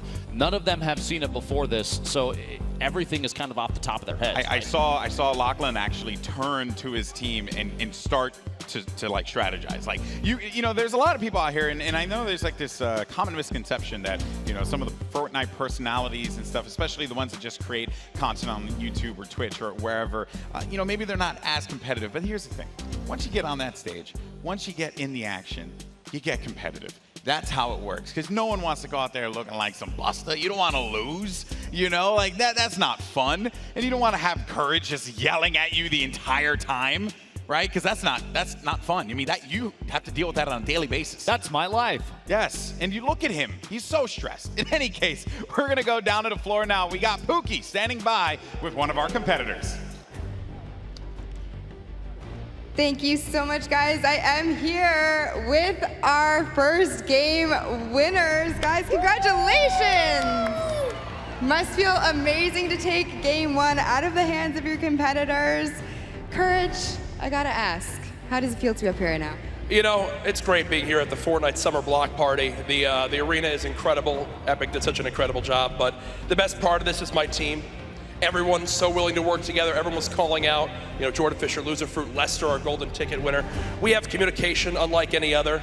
Honestly, every other team here should be aspiring to be us, because not only are we incredible in-game, but we're all very gifted and talented dancers and singers too. So it's whatever though. Great first game. I'm proud of my team. They carried me. GG. Well, that sounds like a really great time. You're not gonna have to do any of the heavy lifting today, so that's great for you. So Jordan, I just want to kind of talk about, you know, you guys were in second place a lot of that game. You just came right up from behind at the very last second there. What happened? How did you guys pull that off? Clutch factor, really, clutch factor. That's the biggest thing. As an honorary member of the Girthquake squad, I just have to rely on clutch factor. And looking to my left and seeing Loser Fruit, seeing Jack, seeing our new friend Lester, I just knew that it was the right time to push where we needed to push, and that's what got us right here. So we're planning on doing that for the next 5 games, and really looking forward to continuing to talk to you. Well, I look forward to interviewing you guys again as well. Loser Fruit, I have to ask, you are here with some of your content creator team members. How does it feel to go up against them? Sorry. How does it feel to go up against some of your team members here? Oh yeah, no, it's good. I like seeing that Fish fam actually lost when they were winning the whole time. Imagine choking from being so far ahead. That must suck, Elliot. What? Yeah, that's all I have to say. Perfect, thank you so much. And Lester, congratulations for being here. How does it feel? Oh, it feels awesome. I feel honored and blessed to have such a great team. Like Courage said, the communication is awesome. So we're gonna keep winning and going to the finals, baby. I love the positivity on this team. Thank you guys so much. Good luck in your next games. Back to you guys on the desk. Thank you so much, Pooks. And actually, fun fact about Lester, you know, he's a dad. So everyone, happy Father's Day to Lester, right? And also to you as well. You know, so there you go. I both have my own child, and I'm known as the Fortnite dad. So you are, yes, that is very true. You are the father of all these people here. You'll love to see the interaction between the team there too. A couple little shots from Loser Fruit at her mates there. Yeah. Meanwhile, you know what they say: it takes the power of 3 to carry courage. JD. So there's a strong trio there at his side. Yeah, and I would be remiss if I didn't mention the fact that this Aussie, you know, just banter, right? Oh yeah. There's a lot of you know, a lot of friction there, right? I'm a little concerned about that flight when they have to. That's a long flight, guys. I don't know, man. I can tell you from my experience going down there not too long ago. Oh, yeah. It's nothing but friendship between them. I promise you that. I And that's know. one of the things about the Fortnite community I think that I love. That every single person in here is here just to have a good time. That's right. It's all about positivity. Plus, today and tomorrow, it's all about charity. So that's very, very important. But if you happen to talk some trash along the way, that's okay, right? We like it. We live for that stuff. Okay, so while game one was incredible, there were some big moments from there. So let's send it down to the floor as we have Sundown standing by to break down some of the action that we just saw. Thank you so much, Lupo and Golden Boy. And I mean, are they really your friends if you don't tease them a little bit about their Fortnite skill? Love you there, Zeke. But we're gonna take a look at some of the gameplay we just saw in the past match and what enabled these players to be so good and so successful. So first, we're gonna hop on board with the Cuddle crew. Aiden, again, one of the only players who has qualified for the duo competition for the World Cup on a controller. You can see them putting on a clinic here. They far and away had some of the best slaying numbers, but weren't quite able to turn it into objectives. And you can see how they set up a veritable base on these builds. We're constantly trying to get the eliminations to top back up on the siphon. You can see them there racking up and getting them and continuing to roll through so many of these multiple elimination exchanges going on. And I mean, this is what the Ghost Gang is known to do. Kayun and Aiden just running through, challenging over and over again, taking 1vx situations like it's no problem, putting shots towards the middle, using the impulses to get themselves right into the fray and continue going, but again, was not quite enough to take it home. I'm incredibly interested to see what other strategies will be broken out. Just like Lazarbeam and his team, they said they had a secret strat. It was that cartwheel emote all the way from spawn, all the way up there, but then of course, the Fish Fam had to come through and ruin that little bit of fun. It's all about fun, the gameplay, and continuing showing off your creative prowess. But that is it for match 1, and match 2 is about to get started. So we're gonna throw it back up to Lupo and Golden Boy at the desk. That's right. Everyone forgets about me, it's okay. I would never forget about you, GB. I'm excited to be here with you. The Forum, we're in LA. So the cool. weather is beautiful. Yeah, it is. I mean, I haven't been outside like at all. We've kind of been indoors like this entire time. And, you know, it's been a little dark out in here. So I don't even know what sunlight looks like at this point. We've just been in here. You know, it's setting up. How about this? How about this? Okay. I'll bring your mood back up. Ladies and gentlemen, we have game 2 ready to go. I need you to make some noise, please. Oh, you can be louder than that. Come on.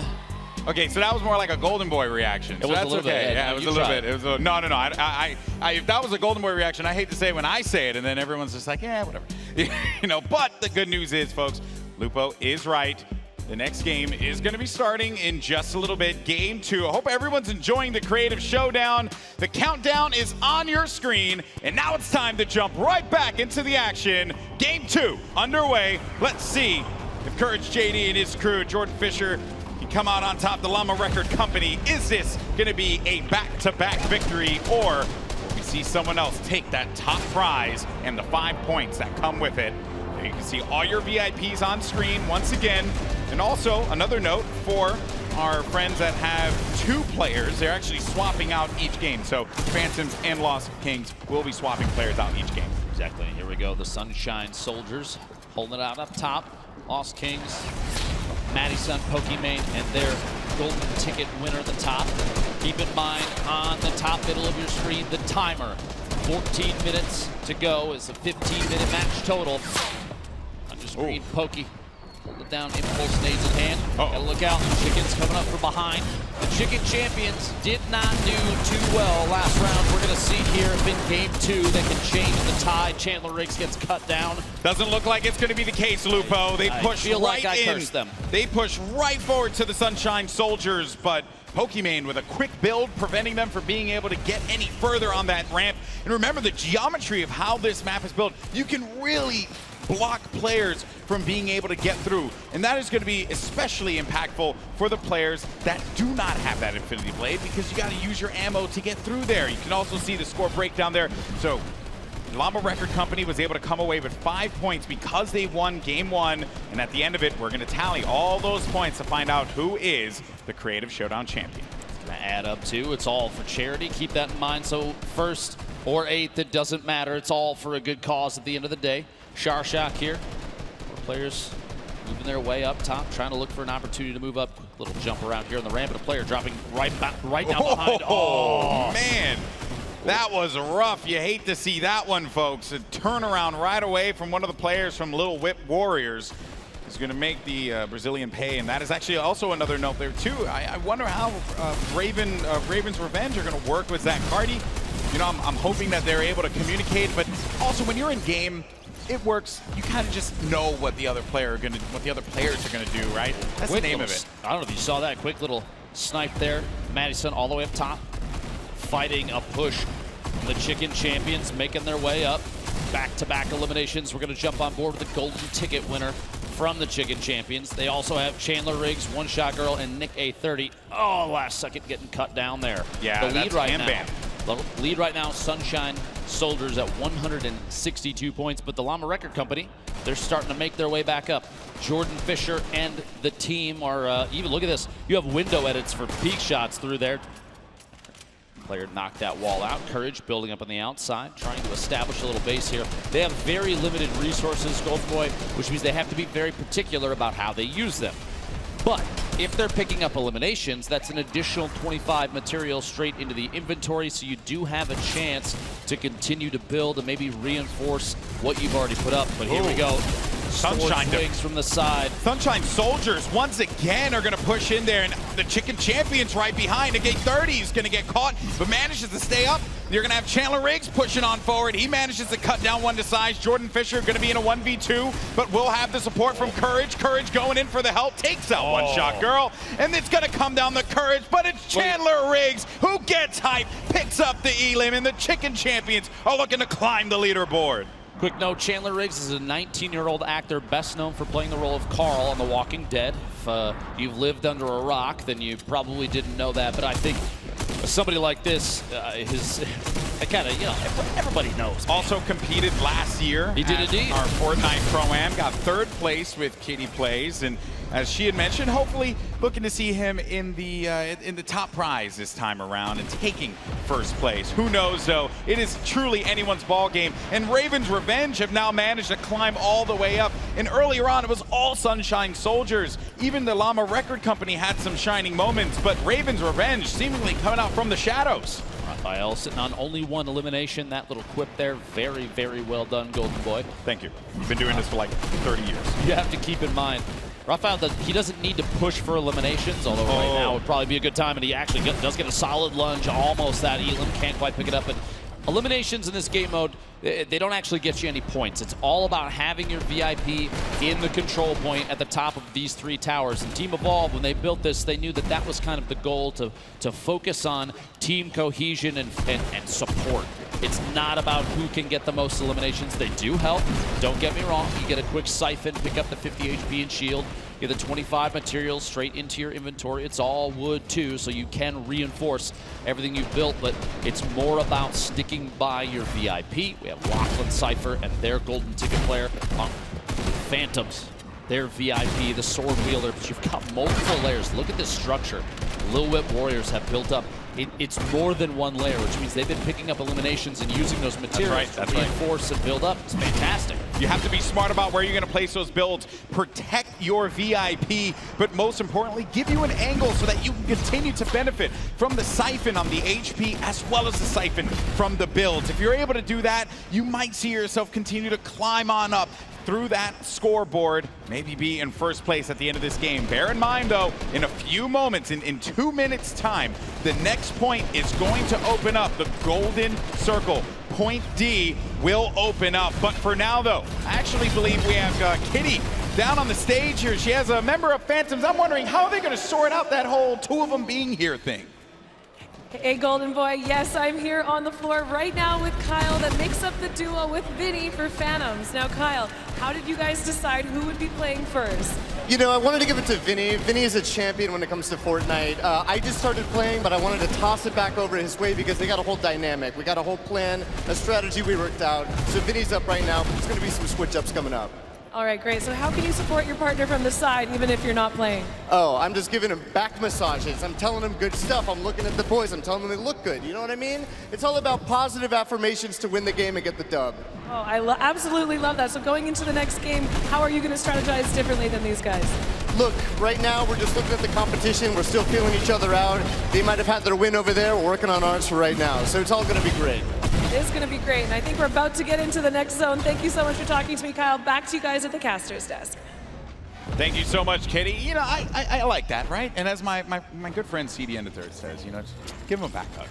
You know, the back massage that goes a long way. Back hug, relieve a little bit of the tension. They are carrying a sword around. This is true. You know, the thing's got to be heavy. It's a heavy blade. It's a heavy blade, and there you go. So now, look at him. Look at everyone starting to focus around, and Pokimane, she's getting all up in that business. You're also going to have Maddie lingering about, manages to take out the VIP there. Jack Dylan Grazer there, looking for the quick hunting rifle shot.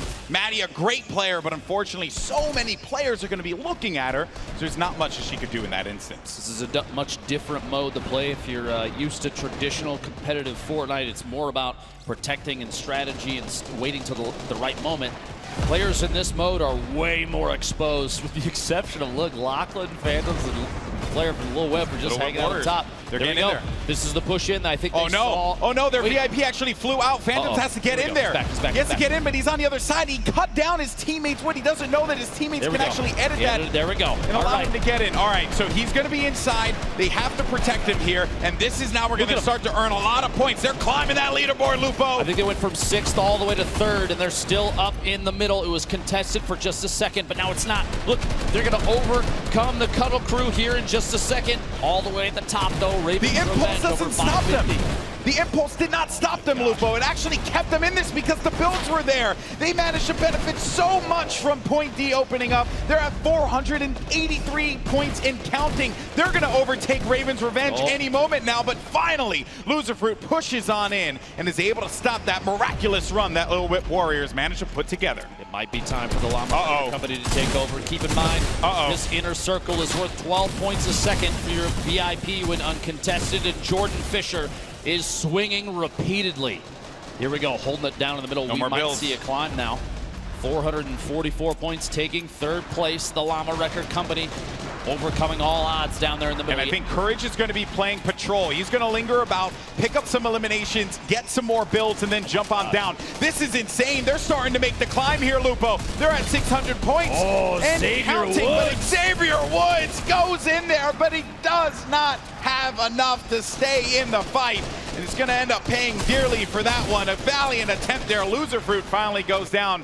And then another thing to note, there's a lot of builds that players can recycle there and try and continue to use their advantage in those neutral points. Your enemies potentially built up a fort as you push your way in. They don't have a whole ton of material, but you can take advantage of it, use it on your side. Meanwhile, Vicstar and the Fish Fam up top, sitting on control point. Jordan Fisher, he's getting more points. Finally, he's going to get stopped again, and Loserfruit's kind of deja vu. They were both down there trying to hold down Point D. They end up getting shut down finally, and now Lil Whip Warriors are going to be inside of the point, but they need Phantoms to get there so they can start to earn. I want to just make a quick note. Ravens Revenge is sitting in the B control point up top. What looks like unchallenged. They're in 1st place now, and I don't think anybody's going up there. Well, it seems like Jordan Fisher and the Llama Record Company are going to be in there again. They're gonna pass this for sure. I mean, wait a minute, he ends up getting thrown out of there, and then players now, the impulses, because there's nothing there to protect them. Look, Raphael's not even moving. Someone needs to stop them. 840 points here in a second. They have a lead in 1st round. 4 minutes remaining. Somebody's got to go after that before too long. Otherwise, the fighting in the bottom is going to cause too much commotion.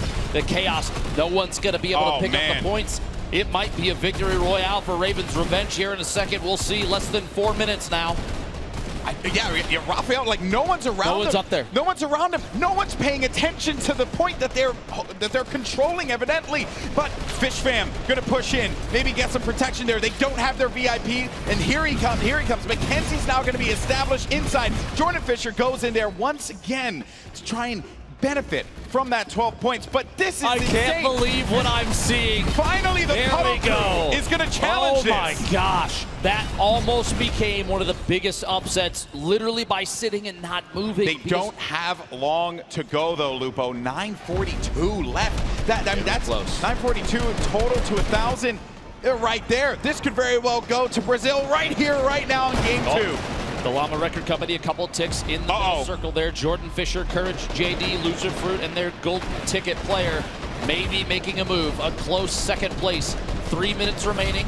Lil Whip Warriors are climbing as well. They may have ownership of one of those top control points, and it may be uncontested. It's still going up. I just stopped right there. Cuddle Crew are actually going to be in the middle.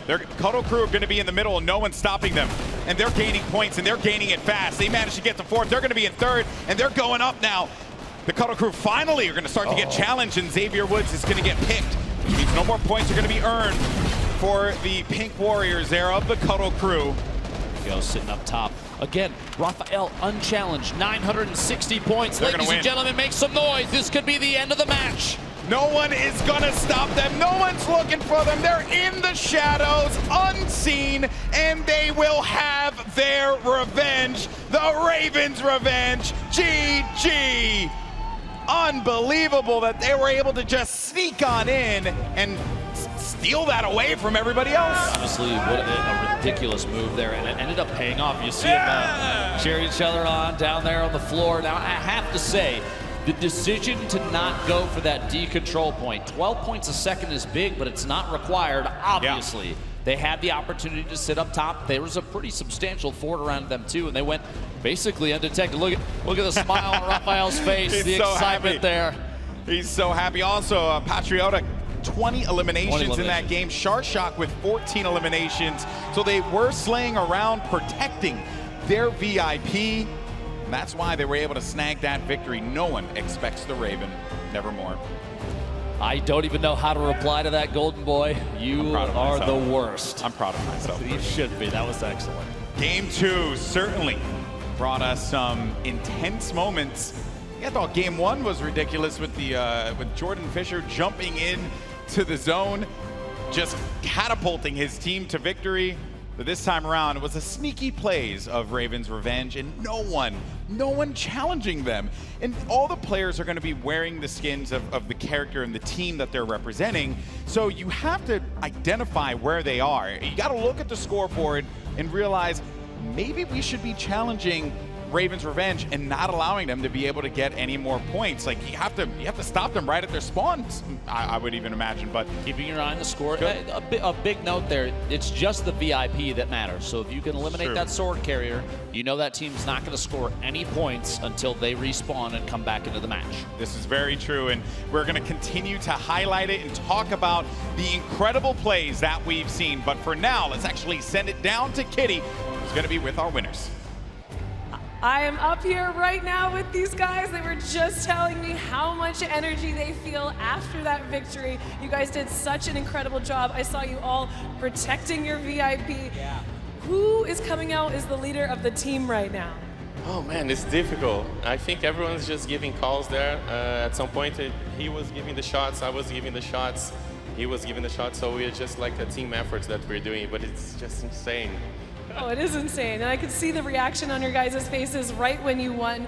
So there is that 4th point that comes available. In the center, it has extra points. Why did you decide not to go for it? Yeah, what do you think? You're the luck charm. Me?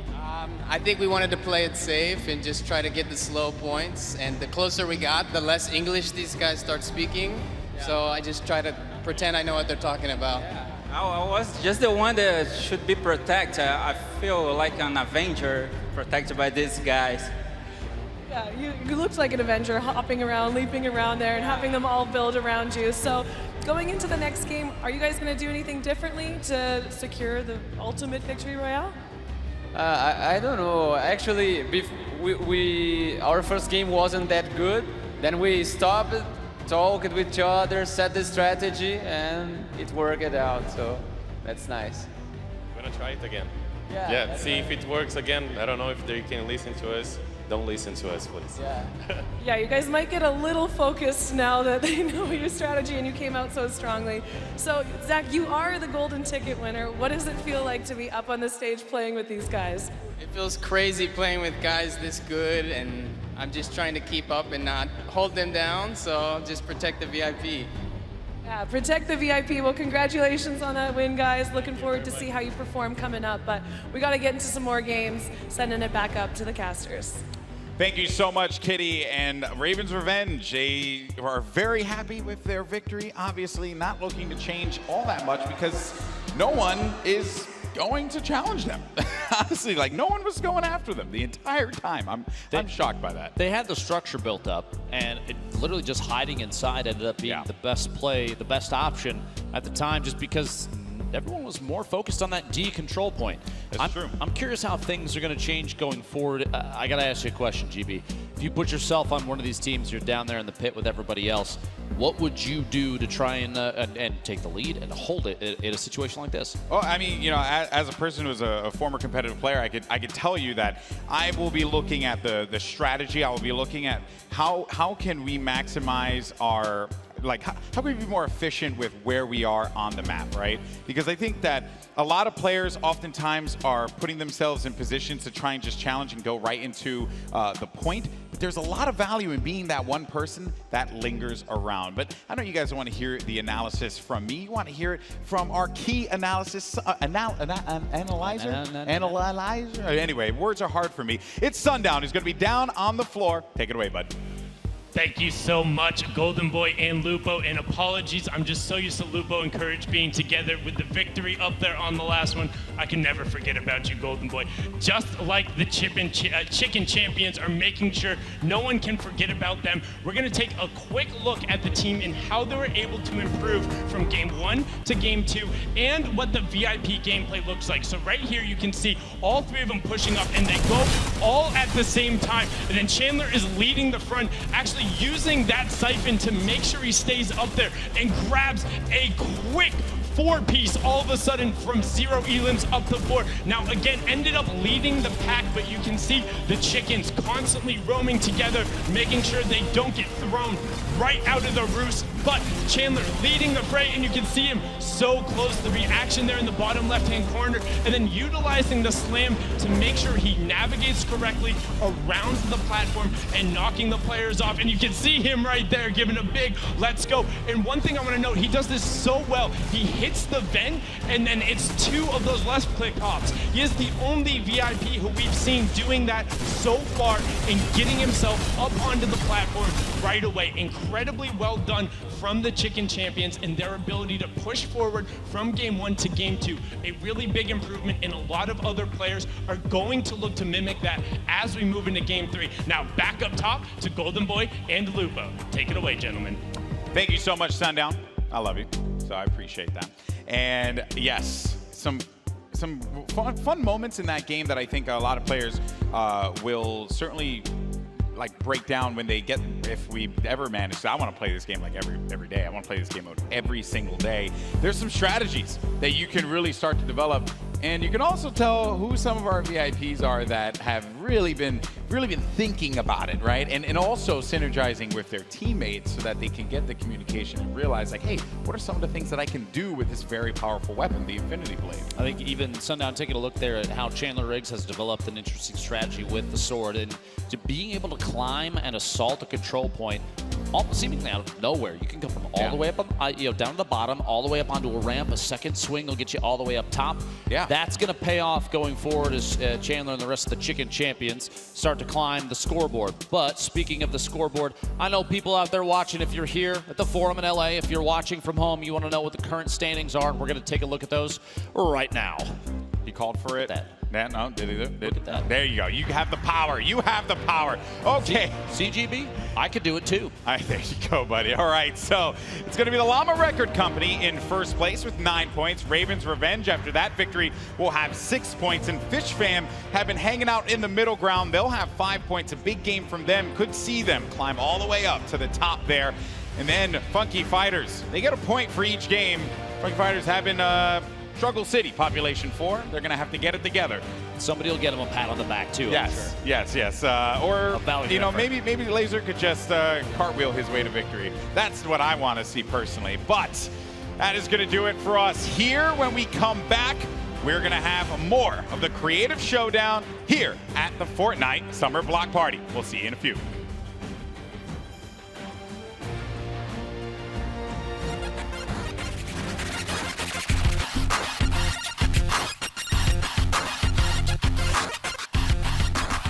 Welcome to the Creative Showdown. This brand new map is a collaboration between Team Evolve and Epic, made specifically for this event. Now let's break down how it all works. For this very special event, we are bringing you an exciting King of the Hill style game built in creative by Team Evolve. 8 teams of 4 players will start at their home base on the edge of this massive flying city. Together they will push 3 capture circles, racking up points by holding them down for their team. As each team heads toward the capture points, they'll need to protect their team's VIP, who plays a key role in this game mode. If they get eliminated, they'll respawn at the team's home base. The VIP is the only player who can earn points for your team while in the capture circle, earning 3 points per second. They are also the only ones who can wield the Infinity Blade, which deals massive melee damage and enables the wielder to jump incredible distances. It's the rest of the team's job to make sure the VIP gets to the capture circle and stays there as long as possible without being eliminated. With 3 capture circles across the map, teams have to strategize to figure out which point they'll be able to hold. Pay attention to your surroundings, because if lots of teams are fighting for the same point, there could be an open circle elsewhere. Hold up. Did I say 3 capture circles? Actually, there's a 4th one. Partway through the match, the 4th capture circle in the center of the map will open up and will award 4 times more points per second than the others. But with high reward comes high risk. After each match, teams will be ranked based on how long they held the capture circles and earn overall points based on their rank in that game. Those points will be added to an overall leaderboard, and at the end of 6 matches, the team with the most points wins.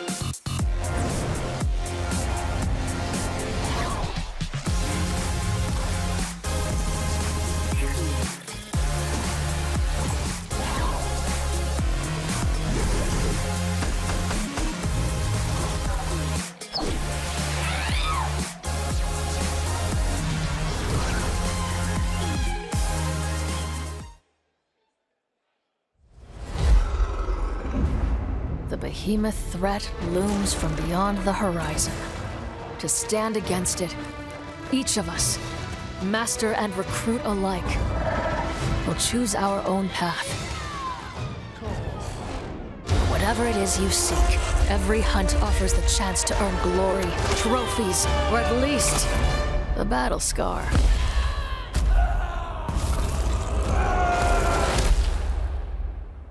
Ramsgate, an outpost at the edge of the world, has become our home. And as long as we draw breath, it will not fall.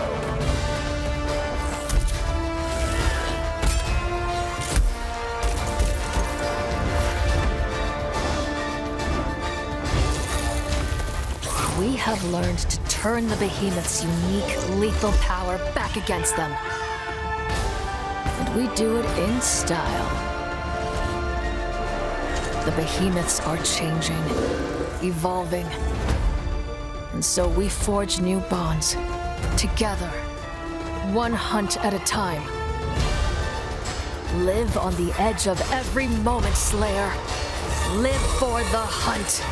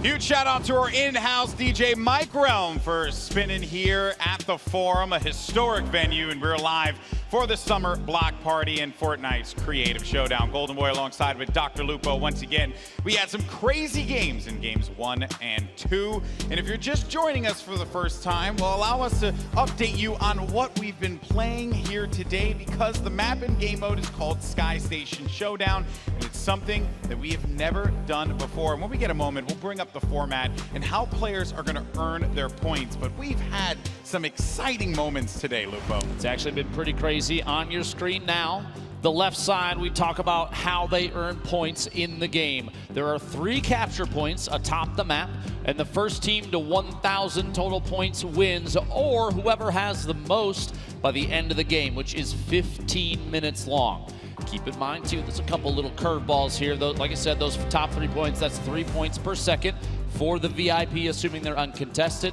But after 8 minutes have passed, when there's 7 left in the match, the bottom middle point opens. That D point, the golden point, worth 12 points per second. The first team to 1,000 wins, but those have to add up somehow, and GB, if you wouldn't mind. That's right. So separate from what's in game, out of game, wherever your favorite team will place, whether that be first, second, third, fourth, or 5th through 8th, they will earn points that go toward an aggregate that will determine who is the ultimate winner of the Fortnite Creative Showdown. And we had an update on the leaderboard earlier on. I'm sure we will bring that up later on in the show and get you guys up to speed. But in case you're wondering, it's going to be the Llama Record Company that will be in first place right now. That will, of course, be Courage, JD, Loser Fruit, and Jordan Fisher, along with their golden ticket winner, Lester. It was a good game 1 for them. Game 2 had some pretty hype moments. They were able to jump right back up there. And there you can actually see it right there. Wow, I hadn't even seen this thing yet, so that's cool. That's brand new. Yeah, he had no idea that was a thing. No, I didn't know. So I lied to everyone when I said later on, or maybe later on, as in right now on the bottom of your screen. There you go. 9 points, which means the first and second place already, and we're a third of the way through. There's 6 games total, which means, in my opinion, as I kind of predicted, I'd just like to put that out there, you know, part of the best Fortnite duo ever is involved in the Llama Record Company, bestfortniteduoever.com, to support charity if you'd like to. It's, I mean, I love Jordan Fisher. Courage JD is a friend of mine. Loser Fruit, also fantastic. And their golden ticket winner, I mean, it's kind of like he is carrying the team. So, yeah, I think literally just by existing. Yeah, I think that they also, Jordan Fisher, very proficient in Fortnite, plays with you guys all the time. So he knows a thing or two about how he wants to position himself, how he wants to work around the builds, and also what are going to be his strengths as well as his weaknesses. Because while it is great to have that Infinity Blade and be able to swipe around and chop people down to size, well, when you're swinging, you're kind of a sitting duck. So those are things that our players, our VIPs, are going to have to navigate. But here we go, folks. It's time for game number 3 of the Summer Block Party's Fortnite Creative Showdown. Ladies and gentlemen in the crowd, let's get hype, let's get loud. It's time to jump back into the game. Hey, that worked out. I'm proud of that one. Well done, Golden Boy. And away we go. Game 3, 15 minutes on the clock, and the team's popping out of their spawn locations. I just want to make a quick note. The fact that all the spawn locations are themed off the teams too is insanity. Team Evolve, big shout out there. You did an excellent job putting this together for the Creative Showdown. And I just want to put this out just yet again. Golden Boy, if you could, who's in first place right now? Oh, dang it, for a second. It was the Llama Record Company. Look at it. I couldn't speak quickly enough at that moment to get in there. But I wouldn't be shocked if they do manage to find themselves back at the top 3 at the very least.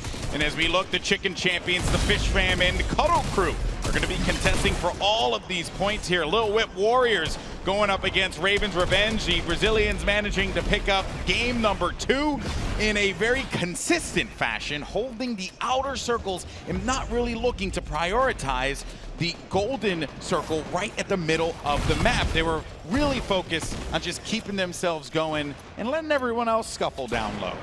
Early to mid-game, pretty important too. You build up enough buffer of points. You don't even necessarily have to jump down on the bottom, get involved in that chaos. But if you do want to get involved in the Summer Block Party, go to Twitter, use that hashtag Summer Block Party. Tag us in your favorite moments, especially Golden Boy. I want to see his phone explode on the desk, if you could, please. Yes, well, you know, my battery's kind of low, Lupo. I don't know if I could deal with that right now. That thing's not going to last too what much is longer. going on Wait, here? What am I looking at? Funky Fighters have opted to skybase in a creative mode? Okay. What is going on? I wanna feel like see this where is the work of Lazarbeam and Wildcat for sure. 100%. Look at it. They're setting up to drop in from above. This is ridiculous. In fact, look. I don't know if it's now really, watch. he's going to just. Here's what they're doing. Look, look, look. They're dropping in. Watch for the elim in the bottom. One of them might get eliminated, and they're resetting. They're resetting for more materials because you spawn in with 5 builds. Yeah, that's not going to work out. Unless he hits the shot right here. Oh, do it. Oh, valiant effort there. Well, I would have run off the stage if Lazarbeam would have hit that snipe. But honestly, he said coming into this that shenanigans was kind of the goal. He doesn't expect to win. He's still going to earn the money for charity, $50,000 split between the 3. But man, you might as well build up into the sky and throw your body at him while you're at it, right? Imagine if they had just spent all that effort to build all of that around them. Someone just shot it down. You know, all those builds, all that effort. Don't suggest it. Somebody's going to hear it. I want to see how that plays out. Oh, man, look at this base over here. What's going on? Okay, push it in. Takes Sharshak out. Raven's Revenge in 6th right now. Meanwhile, Lil Whip Warriors in 3rd at 93 points. And look, the Chicken Champions. We literally watched Chandler Riggs. Sundown talked about how his sword control has changed over time. They're holding 1st place at 213 points. They got it. I just want to point this out for the Little Whip Warriors. They need to get their VIP in a secure spot. Chandler Riggs is going to be out in the open for the Chicken Champions. There will be a member of the Sunshine Soldiers. That will be the VIP challenging the fight. Ends up disengaging, and here comes the impulse nades. But when you're the Infinity Blade player, you can fly up into the sky and come right back into it. The problem is you have no support from your squad members, and you're kind of going to be by yourself in those moments, and an easy target for anyone that's swarming you at that moment in time. Jordan Fisher back again, takes down Madison. Jordan actually sitting on 9 eliminations right now, the highest on this team by a mile. If you didn't know, Jordan Fisher is a musician, actor, he's a gamer. He performed on Broadway in the Tony Award-winning show Hamilton. He was on Dancing with the Stars. He can sing better than me by a mile. He's better, actually, I have a theory that he's actually a government experiment sent here to make the rest of the Fortnite players feel bad about themselves. Or he's just good at everything. Maybe Dr. Lupo, he's just like really talented. I refuse to believe that. Jordan Fisher actually eliminated. 11 minutes remaining in this match. Keep in mind at 7 left is when that 4th control point worth 12 points a second opens up. We've seen a couple different strategies evolve. Oh, Sharshak jumps right out of there from the shadows once again. These Ravens Revenge, I mean, they're kind of living up to this name, which I have to be very remiss to say if I'm not making a bunch of Raven puns. I'm very proud of myself. This is why they brought you on the casting crew, Golden Boy. You'd love to see it. Oh, the impulse nades. Be careful about those impulse nades, man. And I think what the Cuddle Crew's golden ticket winner was actually looking to do there was really just play zone. Anyone charging on the ramp, they could use the impulse nades to just shoot them out to the side, and then they don't have to worry about that anymore. If you want to get a coordinated push, you don't have many options. You can build up, but you don't have a lot of builds to work with. So there's really only those 2 ramps on the sides that you have to be mindful of. And a scoreboard update for those of you out there, you can see 267, and it's going back and forth for the Chicken Champions and the Little Whip Warriors. Xavier Woods gets the better of Mackenzie, but it's going to be our golden ticket winner for the Fish Fam, Confimus, who gets the elim. 9 minutes and 40 seconds remaining. Solid lead building right now for the Little Whip Warriors at 330 points. 30-point lead and growing. The Chicken Champions, Cuddle Crew in 3rd, the Fish Fam in 4th, Llama Record Company in 5th, our current point standing leader, Sunshine Soldiers in 6th, Raven's Revenge and the Funky Fighters. Look at all of this protection. Look at all of this protection that they've given to Phantoms here. They're letting them just keep a low profile, don't stand out, because you're going to have that blade and everyone's going to see it from so far away. Of course, the Phantoms, some EDM DJs, these guys have been all over the place, as a matter of fact, and they were actually known as a dance act before, so maybe they show us some moves in-game. Can't wait to see. You got to put some moves on too, Golden Boy. Legend has it. You're a fantastic dancer. We'll have to see that after the show for sure. I think you're confusing me for Jordan Fisher once again. I get it. You have a man crush. It's okay. Maybe a little bit. Listen, okay, just because he's part of the best Fortnite duo ever.com doesn't mean that it's a man crush, Golden Boy, okay? Relax. Meanwhile, Little Whip Warriors only 2 eliminations, but picking up big points for the team. They're up to 492, almost past the halfway mark. And we're a minute and 30 away from that final capture point opening in the bottom. We've got a couple teams respawning right now, making their way back in. This control point, the green one all the way up top. Look at the fort that's built around this thing. So many materials have been used by multiple teams that someone just needs to make their way up and take ownership of it. So, push up top. Jordan Fisher still alive. So barely. weak. Oh, one shot from Muselk could spell the end here. We'll see. Flying off, landing down to the bottom, making a move here on the blue control point. There's a whole team up top. Jordan, this might not be the play. Yeah, that was a rough one. I have to applaud the ambition there, but even with the Infinity Blade, you still got to get, I think it's going to be 2 hits before you're able to eliminate any of the players, especially the VIP who's going to be very healthy. It's not easy to do there, but he had to get a reset, go back to his teammates. Now they need to regroup. Currently going to be sitting in 5th place. Your current leaderboard, or I should say your leaders right now, the overall standings, which are going to be the Llama Record Company. I can't believe how long player from Lost Kings survived at the top of this red control point, literally dodging swings from Xavier Woods until he got cut down. But look, Jack Dylan Grazer is sitting on top of that last control point. He's always coming up with something. He's got 8 seconds. He's just going to wait. He's always coming up with something. He's going to fall right onto the point. Imagine if somebody looks down and snipes him right now. Yeah. Just wait. Biding his time. Dropping in. Here we go. The Funky Fighters, their first points on the board. No! Oh, he gets cut down. A valiant effort. Yeah, meanwhile, his teammates, What yeah. What am I looking at right now? I think you're looking at a YouTube video being made. I can't wait to see this, honestly. This is absolutely ridiculous. For one day, wait, did you just get impulsed? He impulsed him off of his own ramp. Oh, man. I want to live in the mind of Lazarbeam for a day. Just hang out in there and see what's going on. I haven't had a chance to meet the guy yet, but after seeing everything, he's a class act. Yeah, you know, he's a special guy. He's a special character.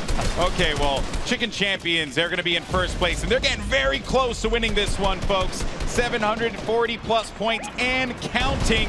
They are going to be holding down this blue control point. Then you're going to have the Llama Record Company trying to make another run for the top 3, but they get shut down finally. Oh, there goes Jack Dylan Grazer. Oh, maybe I love when they cut to this camera and suddenly it's just quiet. Hit it. Believe in yourself. It's kind of like Shazam. Claps in the chat if you think he can do this. Come on, folks. He can make it. I don't know. You know. Wait. Yeah, he could. I think he's wondering if he can fly. They're looking. Okay. Oh, actually, he was waiting to build. Okay. He was waiting for a teammate. Wildcat is now slowly moving forward. Keep in mind, while this may not be the strat. Oh, no, not like this. Look at his face. Now, they'll be okay because there's no fall damage, but they lost so much work on that ramp, and you got to feel sorry for them. You know, not too sorry, but you got to feel a little sorry for them. It's a strategy, to say the least, okay? It really is. Wildcat and Jordan Fisher fighting it out down there. Keep in mind, every 1 second that the VIP is on one of those top 3 control points, it's 3 points for the team. Every second they're in the bottom middle, that's 12. It's 4 times as fast. And with only 5 minutes left, it could be anybody's game, especially if they take ownership of that bottom there. But Chandler Riggs and the Chicken Champions have such a commanding lead, 171 points ahead of Blue Whip Warriors. And a lot of players that are going to be protecting their VIP. There's Chandler Riggs, though, running right behind One Shot Girl, just going in and just trying bust on through to the structures that are there, just crush all of the wood that's going to be around and not allow them to get any time, be able to work around and build up any points. The Chicken Champions, they want to run away with this one. They want to pick up this W, Lupo. Good effort into it as well. Looking back behind, couple shotgun shots, not enough damage dealt there to secure the top. Chandler's still in it, but there is gunfire. The Sunshine Soldiers trying to take over this blue control point. Can't quite good. Oh, and a shot just over the top. Now, 909. The Chicken Champions have a choice here. Do they continue to hold down the blue control point, or do they reset, go back to their teammate, and try and protect their VIP so that they can get to maybe this spot right here? They have such a great lead. If they manage to jump on in to that golden control point, maybe that will be able to just catapult them to victory. But looking at the Little Whip Warriors, you're going to have one of the members of Phantoms on your screen. You've got to get back into that zone there. You also have the Llama Record Company lingering on about, but the Little Whip Warriors, they're going to hold it down.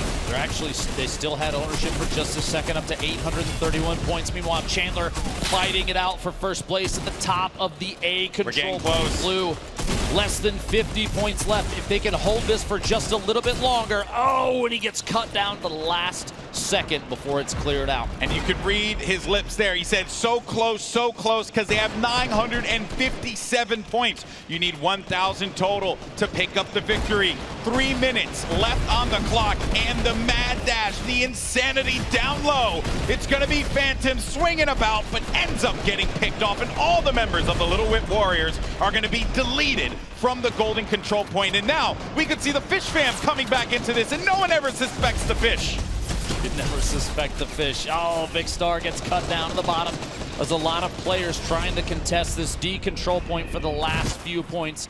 Kenzie ending up out on the bottom of the map. Have to get him reset quick there. 957. Jordan Fisher goes down. You have so many VIPs dive bombing this last control point. But I just want to point out the Chicken Champions, I believe, are uncontested. The climb to first continues at 978 points. It's going to be the Cuddle Crew who jumps on in, and it's going to prevent Chandler Riggs, who has to reset. He's going to be out of this one. The Cuddle Crew are going to be so far down that leaderboard. But 2 minutes left on the clock, 981, the Chicken Champions. Surely this is going to be a win for them. And as all of that was going on up above, down low, you see the insanity that is ensuing, but they get right back in. They get right back in, and the Chicken Champions, It's 1 point remaining, and the Little Whip Warriors might be able to come back into this with enough time, or could it be Raven's Revenge? They're going to have control of B, but there he goes. He jumps right back in, and that is going to do it. GG! Game 3 goes to the Chicken Champions. See the celebration from Chandler Riggs and the crew there. That was so close to a throw, and Chandler made his way back in. Even just the 1 point, they needed 1 second in a control point, and they did it. Down to the wire, GB. Very intense game there, but the Chicken Champions will be victorious. They had a game plan. They kept on hanging out at the outer circles rather than looking to get into the fight down at the golden control point where you can get 12 points per second. They said, you know what, let's play around let's play our game. Let's play the outer circles. Let everyone else, once again, worry about that. Shades of what we saw in that last game when Raven's Revenge managed to do the same thing. Last few moments here down to the bottom middle control point, but that's not where the victory came from. The Chicken Champions holding it out up top. Quick return climbs.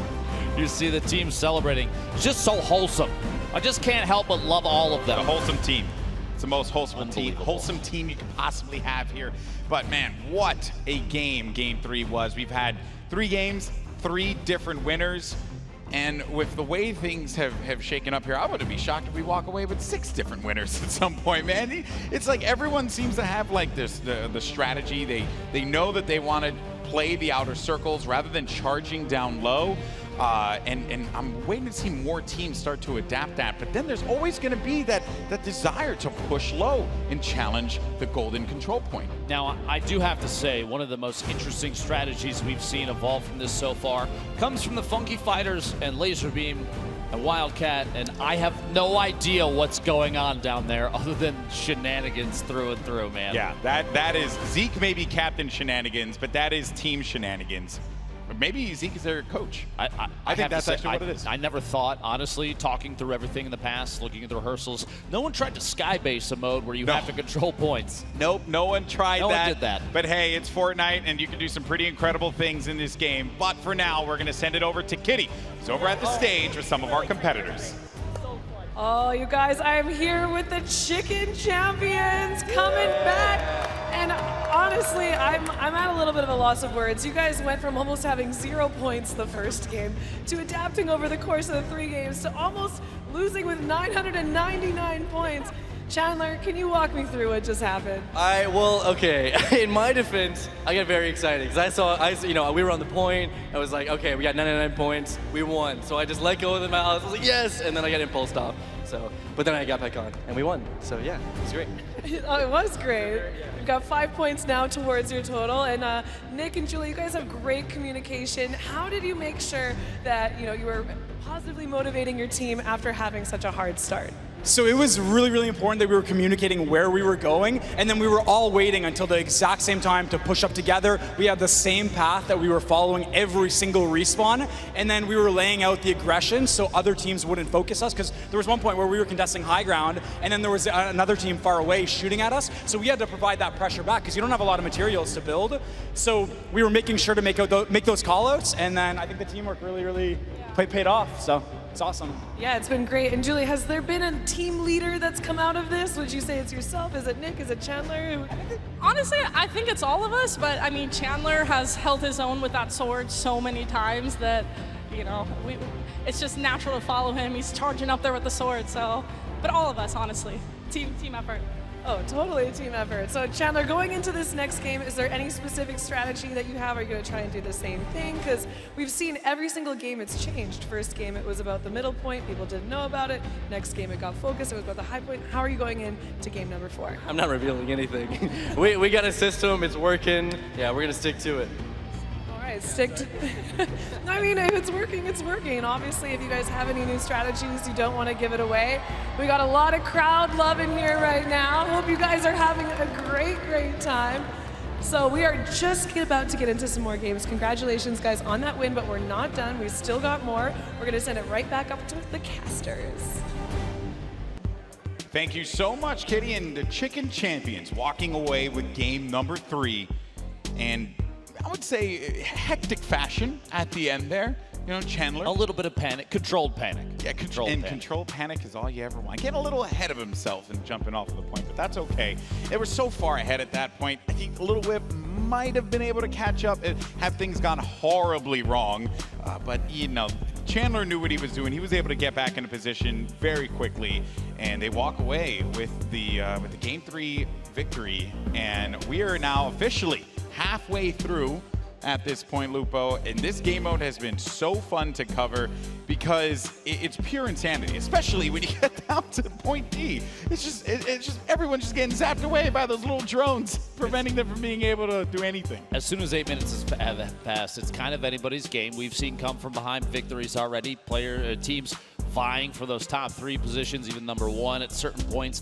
And I think there's still strategy to be evolved from this. There's people that are going to figure out new ways to play this. What I haven't seen yet, and actually we talked about it in rehearsals, is a sword carrier sitting on one of the control points and throwing themselves straight up and back down. That's true. We have not seen that yet. Lots of things to break down. The good news is we're going to have Pook standing by to break down all the action that she saw in our last game.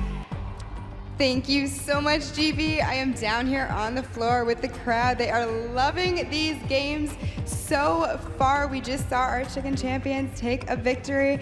But you know what? We're going to take a look at some of the plays coming out of the Little Whip Warriors to see, how maybe they strategize this game. So you can see here, Cypher PK up on the platform using the tactical shotgun to get in there, really make sure that he is protecting his teammates and make sure that they're getting those points on that platform every single time. This edit here coming out of him, absolutely electric. We've seen him do this so many times before in the past. And here we have Phantoms just going to town with the Infinity Blade, letting everyone else know on the map, hey, I'm up here, and I'm about to whip you out of here. Here we have Lachlan as well. Every CQC engagement this team took early game, they were victorious in, and they were in first place for quite some time. Unfortunately, they just were not able to close it out and ended up in second place. But I would love to hear how our Chicken Champions communications were during that game. So let's kind of take a listen in and see how they were doing. He's down. What about grappler? Nice! No, I got you, Chandler, I got you! Down! Nice! Let's go! We got this! Easy. We gotta shoot easy! Come on, I'm coming back! Shotgun grab up top with us, up top! On me! Nice! got her. I'm a shooting sniper. I'm making shooters. 100 points. There's no one on East. As you can see, they definitely did not crack under the pressure. Casters, what do you guys think? I would say wholesome commentary, wholesome comms the entire time from the Chicken Champions. that was pretty awesome. And yes, I think that you bring up a great point, but before we went into the analysis, was I want to see players really start to develop more strategies with that Infinity Blade, because there's a lot you could do with it, and the map, it's a playground. You really can have some fun. Keep in mind too, if you're watching from home, if you're here at the Forum in Los Angeles, the competitive nature of this, I mean, this is a little more focused on the shenanigans and you're putting an Infinity Blade in the hands of a VIP. That's a big portion to take away, and 100% of it is for charity. And speaking of charity and maybe where that money is going to go, who's going to come away with the top, we want to take a quick look at the leaderboard. Yes, where we are right now, and it is going to be the Llama Record Company continuing to hold on to their lead halfway through at 10 points, but the Chicken Champions have managed to knock down Raven's Revenge a peg, as they will be in 9th place, but in second place with 9 points. No, there is no 9th place. There's only I know, right? A little bit of a fumble there, but that's okay, because Raven's Revenge are going to be in 3rd, and then the Little Whip Warriors and Fish Fam, they'll be tied. Funky Fighters still continuing to earn a single point for their efforts. I mean, if you get a sky base and just go for it, you're still going to get a point, so valiant effort there. Hey, build that sky base, and everyone's going to get money for charity. That is what it's all about. There goes your Game 3 winners, the Chicken Champions. Get ready for Game 4. Big crossover. You get a lot of players prepping. Xavier Woods looking at his phone quick, making sure Twitter is up to date on everything. And I think everything that we've seen so far, you've got players building bases on top of these control points. You have Courage JD throwing his body at whoever he can to get eliminations. We've seen really high elimination counts from a number of players. You've got VIPs developing new strategies. I love the competitive nature of Chandler Riggs, very focused on improving across the board every single round. I think this is one of the reasons why they call it Fortnite Battle Royale. The ultimate Battle Royale experience. So if you're watching from home, don't you forget it. That's right. So the game is going to be ready. The players have discussed their strategy. We're going to jump into this in a few moments. You'll see that countdown come up here in the arena. And for those of you at home, we hope you're enjoying yourself, and make sure you're talking about it on social media. But here we go. The game is about to start. Game 4 of the Fortnite Creative Showdown, and we're heading back to Sky Station for some more insanity. Who is going to come out on top? It could be a different winner, or we can have our first two-time victor in the Sky Station Showdown. If you're just tuning in, if you're watching from home, if you're here in LA, if you're talking about it on Reddit, the format is very important. The top 3 control points are worth 3 points per second, and it's got to be your VIP uncontested to earn those points. Quick note, the Fish Fam already taking the top over there on the red capture point. Kenzie putting down some moves. After 8 minutes have gone by, that bottom middle control point is exposed for 12 points a second. Lost Kings going down there. The Sunshine Soldiers not able to pick up any points just yet. Meanwhile, the Fish Fam, I almost bet, is still uncontested. Look at them just climb up the leaderboard already in the triple digits. Sunshine Soldiers, Nick 830 throwing a couple off the top there. Pokimane taking shots from a distance. Excellent shot. Picks up that elimination of the sword carrier, the VIP for the Chicken Champions. That's Chandler Play range. Challenging Pokimane to a 1v1. There you go. Look at that range, right? That was a really smart play there from Pokimane, just playing the range game, not allowing that Infinity Blade to get right in front of her, because they have that slow animation, you get caught in it, and then it's a wrap at that point in time. Then you're also going to have Davier here, also known as Ambush King. This guy has been all around the Fortnite community doing so many events. He's been all around, and it's crazy to see that he's here today playing, and maybe could get that golden ticket not only to this event, but also to New York City. This is actually kind of an interesting strategy piece. You saw Courage on the ramp. I just want to note, he was look at him. He's waiting and taking shots. He knows there's a sword carrier up top, but he didn't want to push up. because it was going to be a 1v1 against someone with an Infinity Blade. Not a good call. That right there, waiting for Jordan Fisher to come up as well, is a big move because you know a 2v2, much better odds of winning, especially when you then have an Infinity Blade on your side. That middle platform too gives you some good range, and if players push up, you could throw down an impulse grenade and shoot them off to the side. Jordan Fisher, as you saw a second ago, was going to be eliminated, and the Llama Record Company need to reset. Only 18 points for our current leaders, our current overall leaders, and then the Cuddle Crew in first place. And it's gaining fast. Xavier Woods and company looking to peel away with a victory here. Fish Fam not far behind. In a situation like this with the game mode that it's very the creative game mode here that that's been developed. The Cuddle Crew has 2 professional players, professional Fortnite players from Ghost Gaming. That's kind of scary. You think looking at a game mode like this, they're going to have an advantage? Because things are a little different. I think this is, everybody kind of understands, this is different than traditional competitive Fortnite. Oh, for sure. But when you know how to aim, you know how to aim. And that is certainly what this Ghost Gaming crew and Aiden and Kayun are capable of doing. A lot of our players, though, here, I mean, Courage has also competed in a few of the World Cups, as have you, Cypher PK. So we have some great players that have been participating in competition, in official Fortnite competitions for quite some time now. So there's a lot of formidable players that are out there. And then bear in mind that it's not really just that one-to-one battle like you would typically have in Battle Royale, where you're going up against someone and then maybe there's a third party. This whole map is just a series of third parties. It's just players all just throwing shots everywhere they possibly can, looking to connect, looking to get some siphons so that they can keep themselves going and maybe get some more builds. Look at the faces of all 4 players for the Fish Fam holding this control point. Muselk picking up a bunch of elims. Oh yeah, sitting on 5 right now. Vixar at 4. McKenzie rotating around inside, just trying to stay mobile. You don't want to get picked by a hunting rifle shot from a distance. Keep in mind, too, as we mentioned earlier, the loadout across the board for every player in this match is the same. Oh, Lord. Unless you're carrying the... Oh, I'm pretty sure that's Lazarbeam. Yeah, that's Lazarbeam. Yep. Every single player is sitting on that rare, the blue AR, a rare tactical shotgun. And look at Rare McKenzie. hunting rifle. Oh, yeah. Just hiding.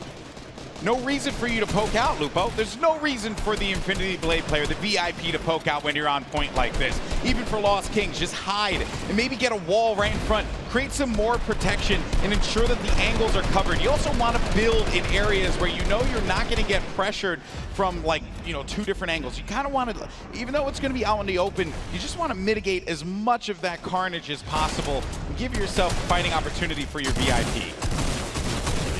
Shots, the most eliminations on the team. Looking back behind, barely stays up. 12 HP total.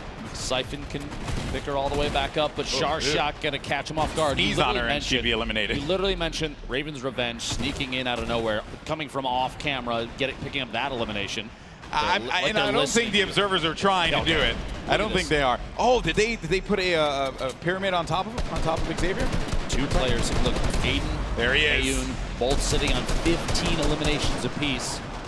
Xavier climbed inside. And that's 2 players, right? Like, they boxed around him, so players are going to have to put shots down on a first layer of build and then look to do the same thing. While all this is going on, you're going to have Kayun and Aiden, as well as their golden ticket winner, who's a pretty good player, bear in mind, Beast, who I had a moment to chat with as well earlier today. Oh dear. Wait, oh dear. Cypher was sitting in the spawn, taking shots at Kayun from the outside. Kayun just turned around and used that hunting rifle to take him out.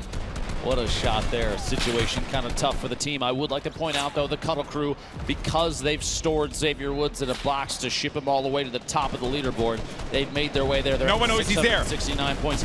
No one knows he's there. There's no reason for Xavier Woods to get out of there. Let your teammates do the work. You have 2 of the best competitive Fortnite players out right now that are competing in this game, protecting you. No reason. Just hide your pyramid, Xavier. I believe in you, buddy. Team 1 and 2, the Fish Fam and the Cuddle Crew are so far ahead of every other team. It's ridiculous. Almost a 500-point difference between 2nd and 3rd right now. Kayun and Aiden, 2 very accurate players. Aiden playing on a controller as well. The impulse nade into the sky, going big for a shot there. Can't quite connect it. His teammate picks it up, though. And because he's gotten so many eliminations, he's able to build and protect that base even more so. That's going to be the B point, and they have ran away with this one. In a few moments, we're going to get that middle hill opening up, but they're at 816 points, Lupo. They've gained. This could very well be a win for the Cuddle Crew. This is ridiculous. If they win this game so quickly, there's going to be so a limited amount of time for that fourth control point. A smile on Mackenzie's face there, you see on the screen. Second place is still worth 4 placement points, leading towards those. That's the sum of the 6 games. If I'm Fish Fam, I'm sending one of my players after the Cuddle Crew to try and stop them from gaining points. Because if it keeps going like this, it's going to be GG. There's nothing they could do. You have to split up, and you have to look for them, and the point's going to open up. Point D's going to open up in 15 seconds, Lupo, and Cuddle Crew probably don't even need it. Right now, still climbing, still unchallenged, I think. Xavier holding that control point. Ladies and gentlemen, this might be the fastest game This is crazy. we see the entire night. We're just over halfway through game 4, and the bottom middle is open, and multiple swords are flying in right now. Jordan Fisher and the player from Phantoms, the Little Whip Warriors, though. 3 of the 4 players sitting right on the point right now. And the Cuddle Crew have pushed on forward. They're going to keep holding this down. No one's going to get in there to try and stop them, but one player does try to make a valiant effort to do it. Is Patriota, who's going in for that tack shot. He getting the connections, but Kayun is making him pay. In come his team, though, looking to support him right from the off-screen yet again. And then finally, the run here for the Cuddle Crew is going to be stopped. And this is where the Fish Fam can come and take this game away from everyone else. Xavier Woods going to have to push back in as fast as he can. The Fish Fam now in the lead, 951 points and climbing a dominant first. They have to push Fish right Fam. now. They have to. Look at him, just dancing it out, sitting inside the control point. 6 minutes remaining, but it's not even going to matter. The Fish Fam are holding it down. No one's challenging. This might be it. 996. That's a victory royale. Game 4 goes to the Fish Fam. Man, Cuddle Crew had control. They were gaining points that whole game, but it was Raven's Revenge that thwarted that opportunity. And Xavier Woods, you could see the tension, the stress, the frustration in his face there. But the victory will go to the Fish Fam. Man, I have to say that definitely for the Cuddle Crew, that stinks. You know, I actually can't believe that they came back and won that. I can't. The Cuddle Crew they were so far ahead for so long. Look at this, just dancing out the last moments here.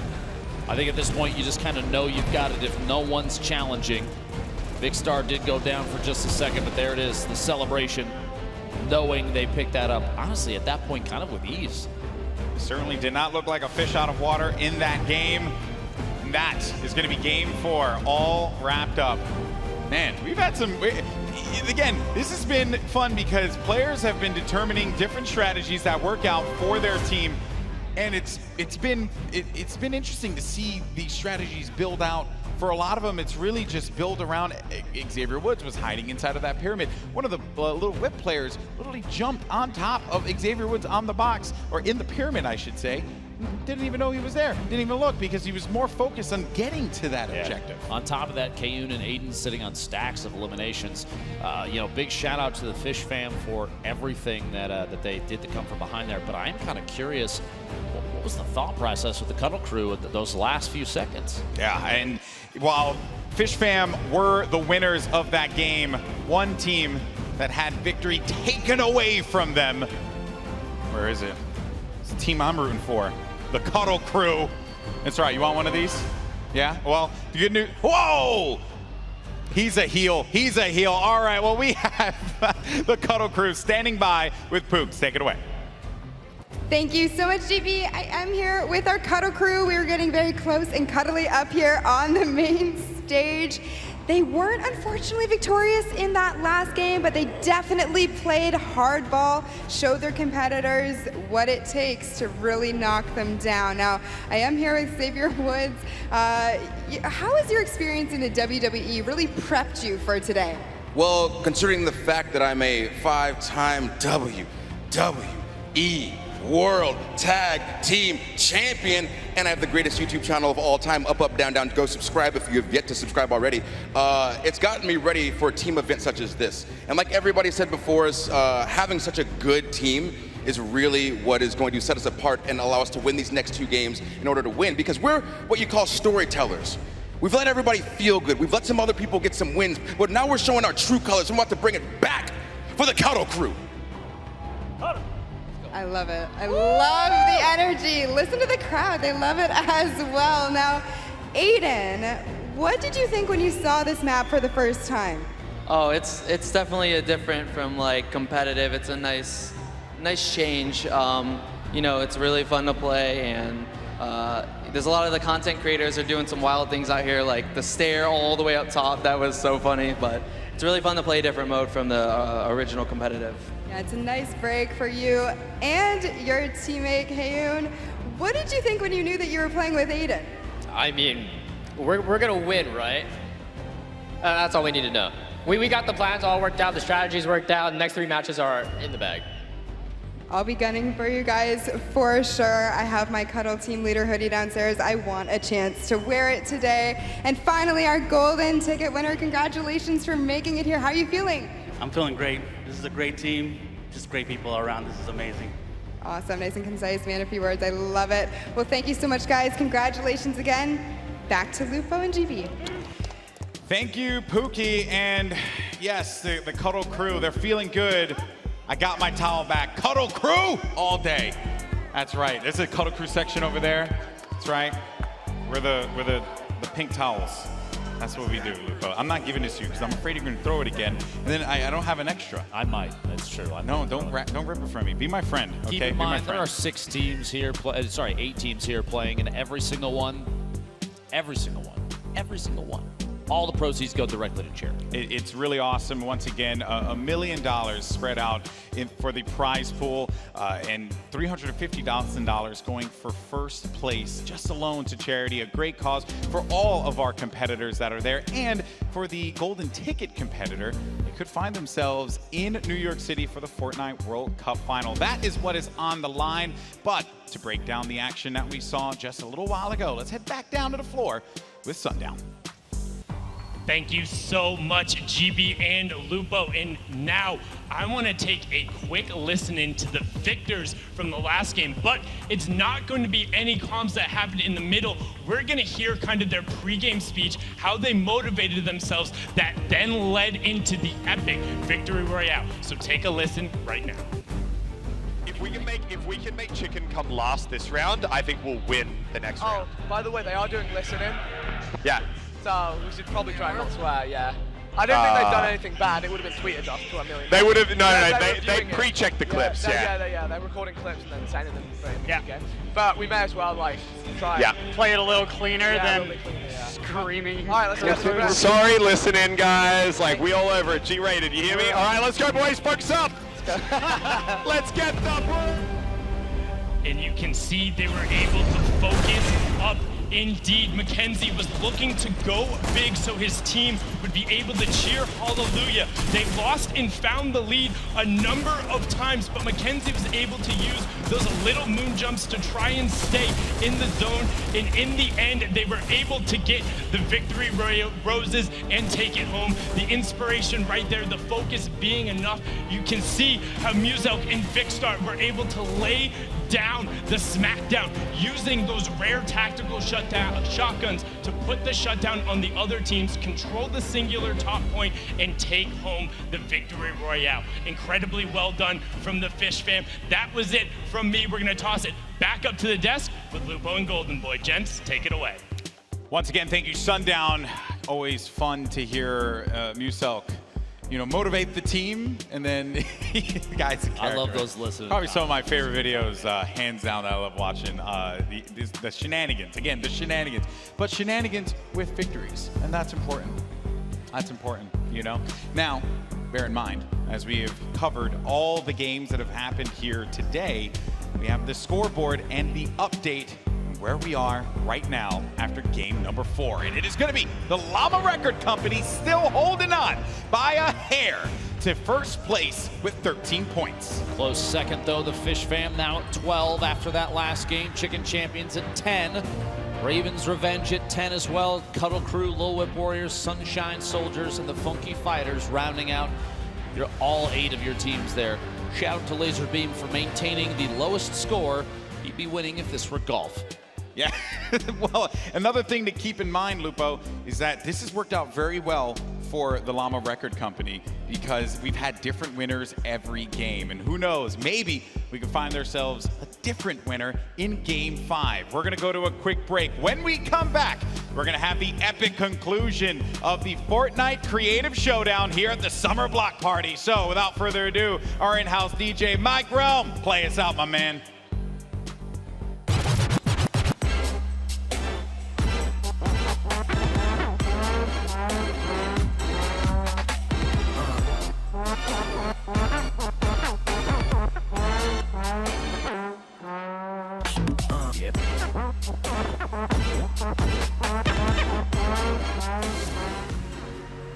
I'd say my favorite part about building maps is the fact that people are able to play them with their friends. With Fortnite Creative, you build whatever you want and it would stay there forever. What really got me hooked is the ability to create anything I can imagine. I'm Blue Drive. I'm Macamix. I'm Stormhawk. I'm Nelaf. I'm Tomoya. I'm KK Slider. We are Evolve. And we designed the Creative Showdown capture map.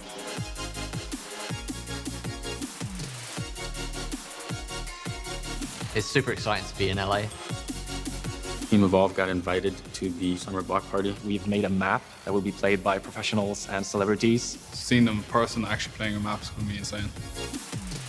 When I'm in LA, I'm definitely looking forward to meeting the rest of the team because I haven't met them in real life yet. I'm from England. I am currently in Germany. I'm from Orlando, Florida.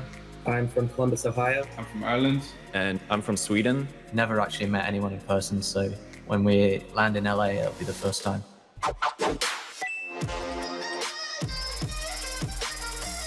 Actually meeting in real life, it was super cool. It was as if we'd known each other for a long time. When you're actually meeting them in person, completely different experience. So right now, KK Slider and Somalia aren't here. KK gets here tonight, and Tomolia will be here later in the week, and I'm super excited to meet them. Team Evolve, we all sort of found each other because we'd all been featured in-game. It started off with a group chat where we were just talking about creative. Yeah, we were sort of just posting what we were working on, different maps, different ideas, sharing tips and tricks. We just hit it off instantly. Blue said that he wanted to make this team, and we were all down, so kind of just went crazy from there. Working together allows us to be inspired by each other, and everyone brings something unique to the table.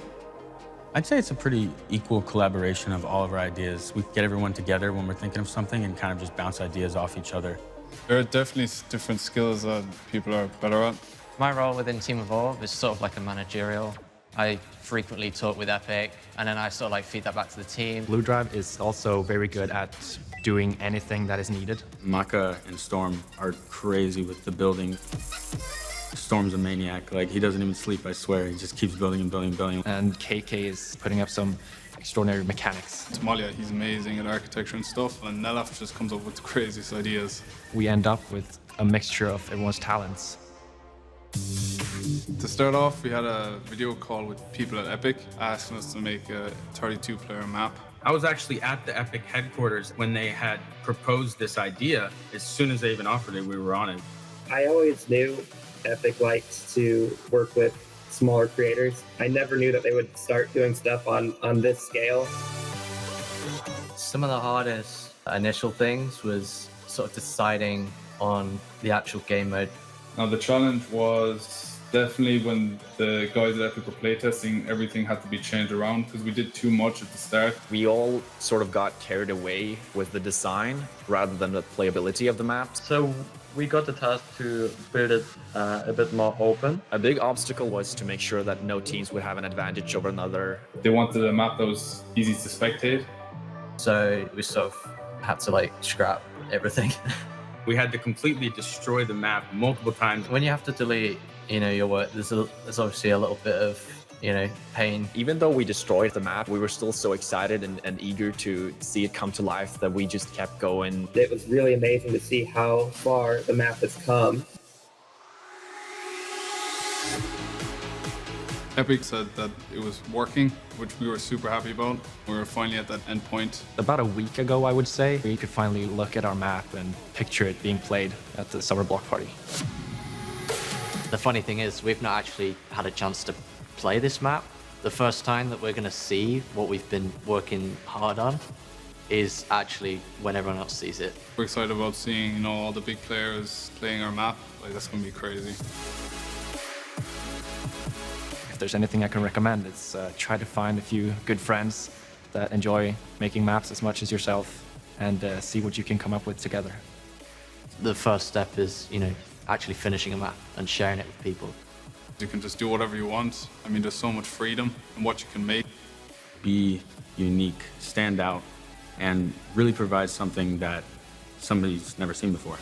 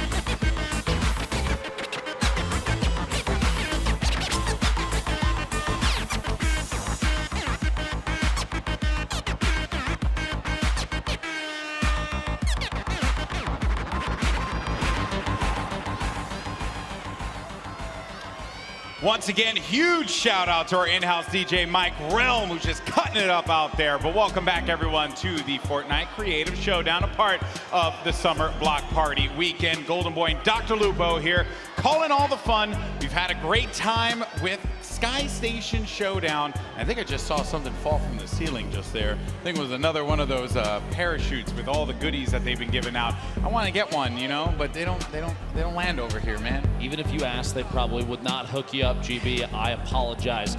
If you're Zeke here, level shade right here. if you're here at the Forum in beautiful Los Angeles, California, make some noise, please, because thank you very much for coming. We appreciate it. Today's not the only day either. Tomorrow, the Pro-Am, we got some duos running around out there. I know I have a favorite to win the entire event. Hey, there's one of those, if you get one of those parachutes, make sure you tweet out #SummerBlockParty. That's right. Use that hashtag. Share with us your favorite moments, clips, on all that good stuff. We want to hear from you on social media. Now, again, we're going to refresh you guys on what we've been looking at so far. The map is Sky Station Showdown, and competition, it's pretty simple. Just tuning in on the left side of your screen there are 3 capture points, A, B, and C, that are worth 3 points a second. After 8 minutes have passed, that 4th point, control point D, opens, and it's 12 points a second. You have to have your VIP in the control point uncontested, and the first team to 1,000 points, or whoever has the highest score at the end of 15 minutes, they come away with a victory royale. And if you're the winner, not only do you get the victory, but you get 5 points, and this is what it goes toward, the overall leaderboard. And we saw it right before the break, but we'll get you guys up to speed. Once again, Llama Record Company is going to be sitting at 13 points, top of the leaderboard. And with each game has been a new winner, and that has benefited Llama Record Company because they've managed to keep themselves competitive in the top 3, top 4 at times. So they continue to add on to their overall score total. Will we have a new winner in this game, or could we have our first repeat winner? I think it's time to find out, Lupo. You excited? I'm excited. We've gone through 4 so far. We're looking at game 5, and it's still anybody that could win. Anybody could come out on top, and that $350,000 for charity for first place is big. That's right, folks. In 5 seconds, it's time to head back over to Sky Station for yet another showdown. Let's get right on into it. And let's see if some of our first-time winners, our winners overall, are going to do the same thing, implement the same strategies. Could we see Xavier Woods in a pyramid once again? Or maybe it's going to be Chandler Riggs and his team working around each other, building and supporting it. Well, we're just going to have to find out right here, right now. And no surprise, the Chicken Champions are going to be at the top in the early game here. Fish Fam as well. Fish Fam did squeak by with that victory in game number 4. I wonder if they can do it again, man. Left side of your screen, Xavier Woods and the rest of the Cuddle crew already assuming the position for the same strategy they ran last time. A couple pyramids, a little build up there. And look, Xavier's hanging out inside here. The Fish Fam might actually have had the same idea as they're just barely in the lead. Both teams still accruing points. Little Whip Warriors now taking ownership of that last control point. Look at this. Raven's Revenge attempting to challenge, can't quite cut it there. Meanwhile, over on the A control point, the blue one right here, Little Whip Warriors taking ownership yet again.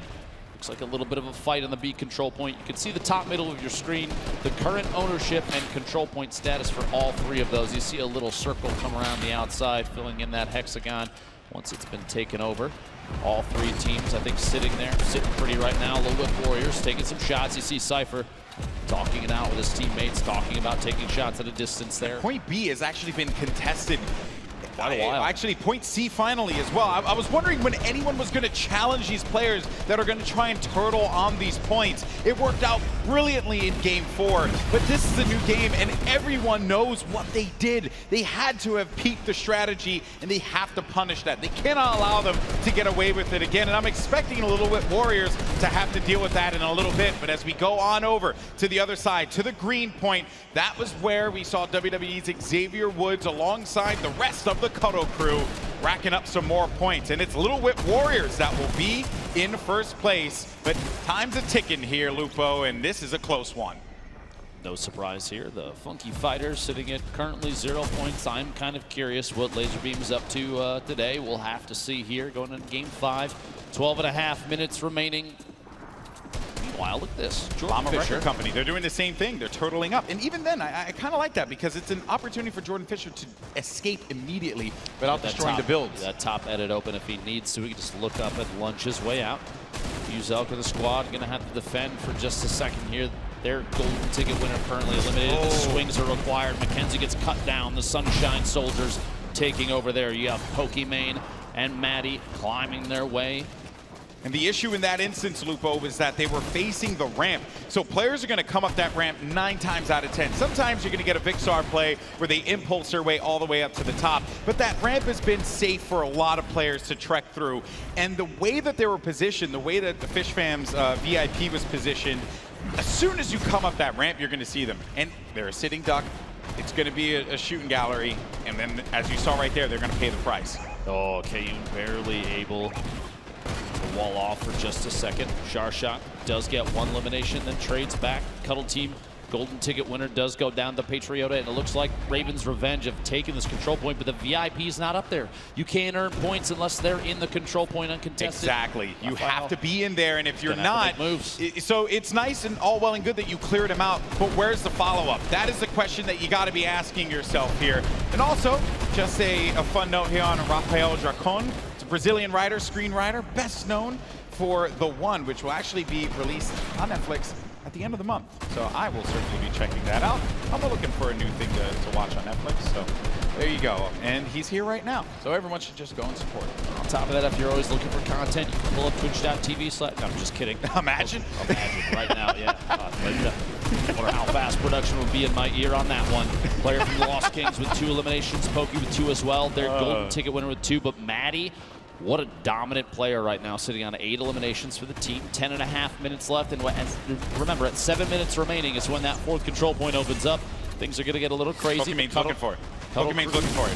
Finds one in front of him. It's going to be a member of the Cuddle Crew, but where's Xavier Woods? She's got to scope it out. And there you find him in the pyramid, and Xavier Woods does get the better of her, but he did manage to, at the very least, lose some of those builds that they desperately need here, Luke. This is looking like the play.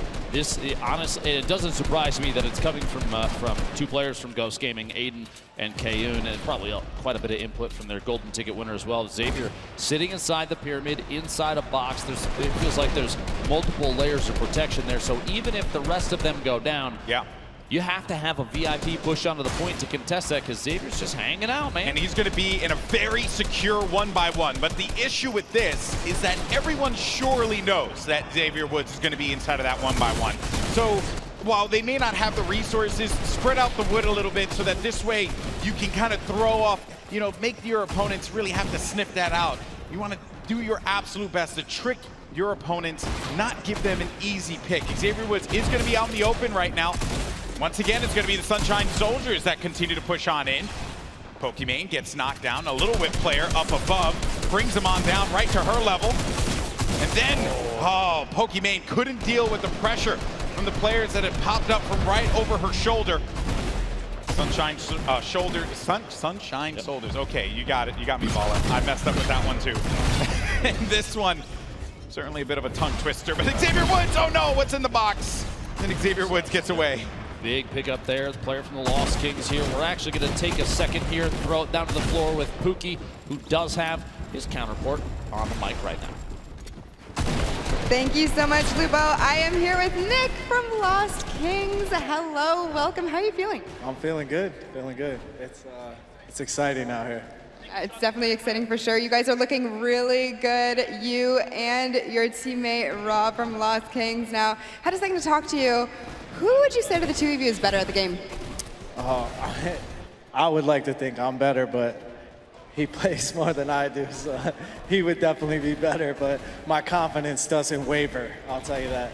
I love the confidence. Now, when I came over, you were kind of talking to him a little bit. Were you kind of in his ear, kind of, letting him know what play to make next? Yeah, we've been talking back and forth, because after the first game, I felt like watching him the first game, I was like, oh, okay. But then it's like everybody got their strategies, and the second game was completely different, and every game has been different. And I feel like on our side, where we're trying to hold it down, there's a bunch of teams, it feels like. So it's been back and forth the whole time. So we've been strategizing in between, but every game's been different. It's crazy. Yeah, adaptation is certainly key in a tournament like this, but you know what? I'm gonna let you get back to your teammates. I wish you the best of luck. Thank you so much. GB and Lupo, back to you guys. Thank you very much. Interesting insight there, a little back and forth trading strategy. You love to see it. Here's to hoping the rest of this game for the Sunshine Soldiers, led by the Lost Kings, plays out a little better. Right now they're sitting at 7th at 75 points. They keep challenging this red control point. Got to give them credit. They certainly, the confidence, the strategy he mentioned has not wavered, but the big point, the neutral, the golden control point down low has opened up, and you're already starting to see these players scramble to get control of it. And it's going to be the Llama Record Company that gets on in there. They have to get Jordan Fisher in that pyramid, though. If they're able to do that, they can get some good points and a good lead. I actually could hear the crowd for just a second, realizing that Jordan Fisher is sitting in the control point. Ladies and gentlemen, make some noise. You gotta push him on. 426 points in climbing. I want to point out too, if we were watching for just a second, there were multiple teams fighting out, and then suddenly, seemingly out of nowhere, Jordan Fisher flies in like a majestic eagle and lands right on that D control point, now uncontested. Now, I was going to say that I would have liked to see Jordan Fisher get in the pyramid, but if he was in the pyramid, he wouldn't be in the zone to get the points for the Llama Record Company. And now they're going to have the lead. They've gone up to 630 points and counting. Llama Record Company could be a repeat winner if it keeps going like this, but I spoke too soon as they're shut down by Point D. Caster curse is real. Blame that one on Golden Boy. 630 points, almost a 100-point lead over the Fish Fam. Vicstar, their golden ticket winner. Muselk and Mackenzie holding it out up top. This top control point, while it is excellent that they're holding it, it's only worth 3 points per second. That bottom middle one, don't forget, it's worth 12. It's 4 times as fast. They're back in it again. They're back in the point once again, Lupo. Jordan Fisher and the Llama Record Company, they have had a plan and they've managed to execute it not once, but 2 times. And it's going to be up to Xavier Woods from the Cuddle Crew to try and stop this. They had a great start in Game 5, but it slowly started to slow down, I should say, for the Cuddle Crew. And there you see all the players, all the active players. But here, Xavier Woods tries his best, but no builds, no protection, kind of picked off. It's like shooting fish in a barrel. You mentioned Jordan. Wait, was that a pun? This is a Fish fan too. Come on. Well, no, I mean, you know, he was a bear. He was a bear. I just want to make note, down in the bottom middle, Jordan got back into the control point, and then I'm not sure how many different players were taking shots simultaneously, but it seemed like 4, 5, 6, maybe multiple teams firing down simultaneously because they don't want. Look at this. Vicstar's throwing impulse nades while Mackenzie's sitting on the control point from all the way up top because they're trying to mess with anybody that might take the lead back from them down there. You gotta look out. Llama Record Company, though, sitting at 834. Lead right now as the Fish Fam is still catching up 770 plus and counting. Not far behind Chandler Riggs and the Chicken Champions trying to take home the championship. Gotta see. I wonder what Courage, Loser Fruit, his team trying to accomplish here. It's going to be Jordan Fisher once again sitting over by the point, but it's contested, so they weren't gaining anything for that time being. You see at the top of the screen, folks, when the icon, the letter is colored in with the color of the respective team, they are earning points on that control area. When it's not and it's white or cleared out, it's neutral, they're gaining nothing out of it. So here, impulse nades.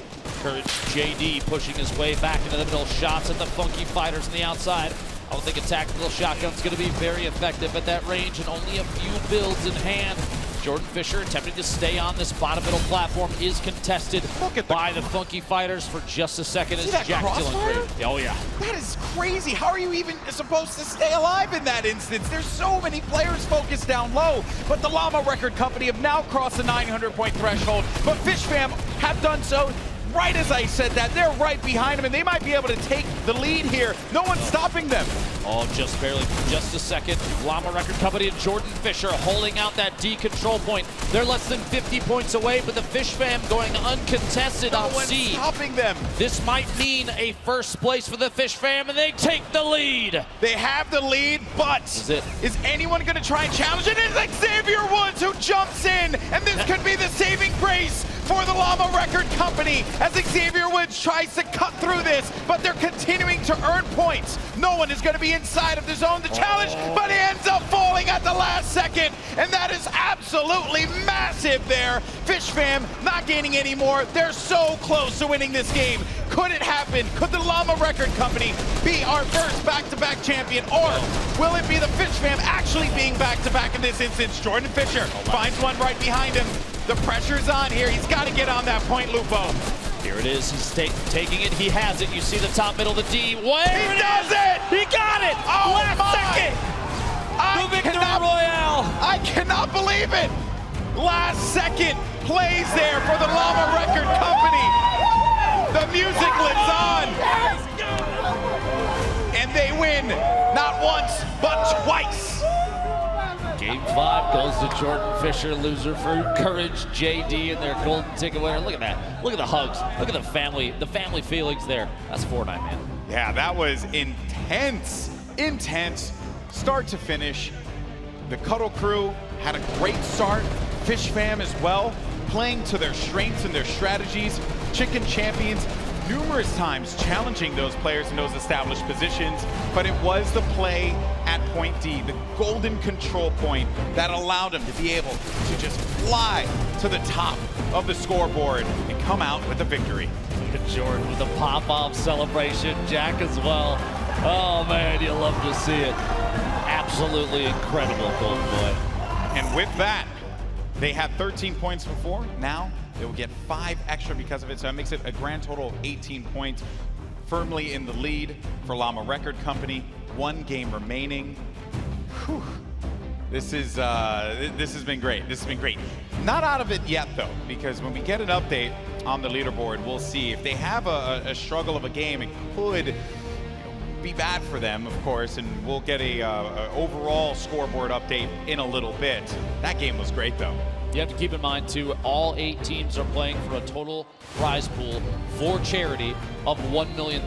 First place does come away with that $350,000, and on top of that, 2 tickets, flight, hotel covered all the way to the Fortnite World Cup in New York City.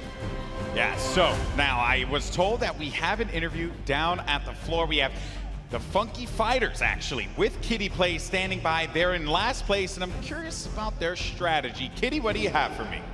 Hey, Golden Boy, I got these boys, the Funky Fighters. They are doing their best to stay in this competition, and now with 1 more game remaining, not possible for you guys to clutch it out anymore. You are in dead last. We kind of figured that out after the first game. We only got 12 points, so we realized it's an uphill battle, so we tried to sky base. We're just trying everything at this point.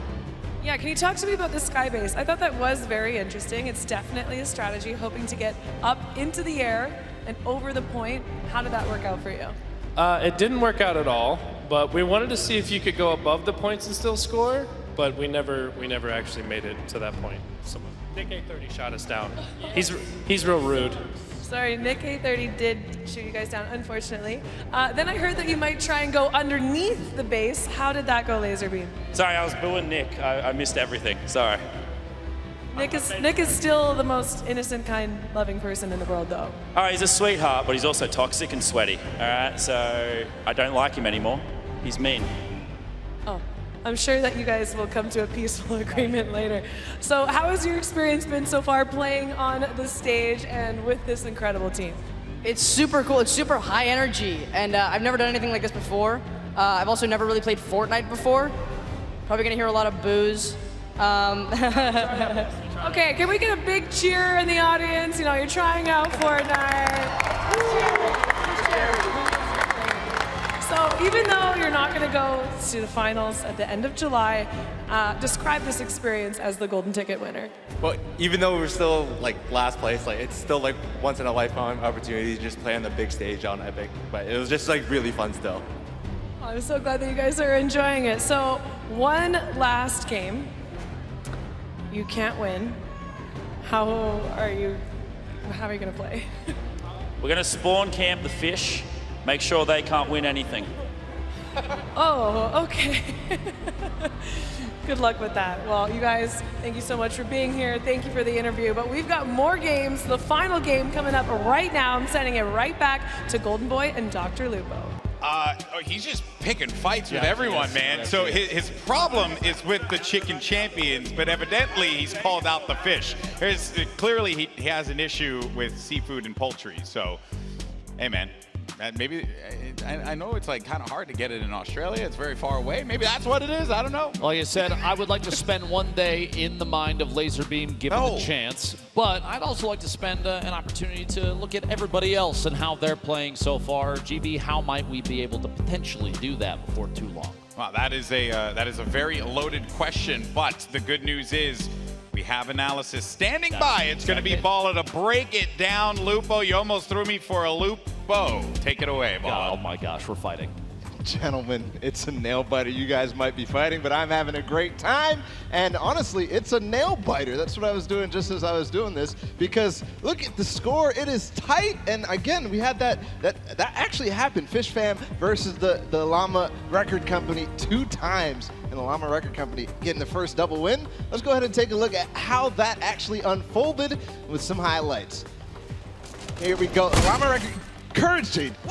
What is that? Onto the chicken, the tender defender all the way across the way. That was a dirty shot, but they're just using the strategy over and over and over again. Just get him inside the point, protect him, and then just put a wall, box him up, and nothing can be done. They did this last time, just barely getting in to that deep point where they're racking up all the points. And look, Courage is just on the outside looking in while Jordan Fisher, hey, he's by himself just free running around. And look at those moves. He's been playing the death runs left and right. Jordan Fisher is a monster with the movement there with that Infinity Blade.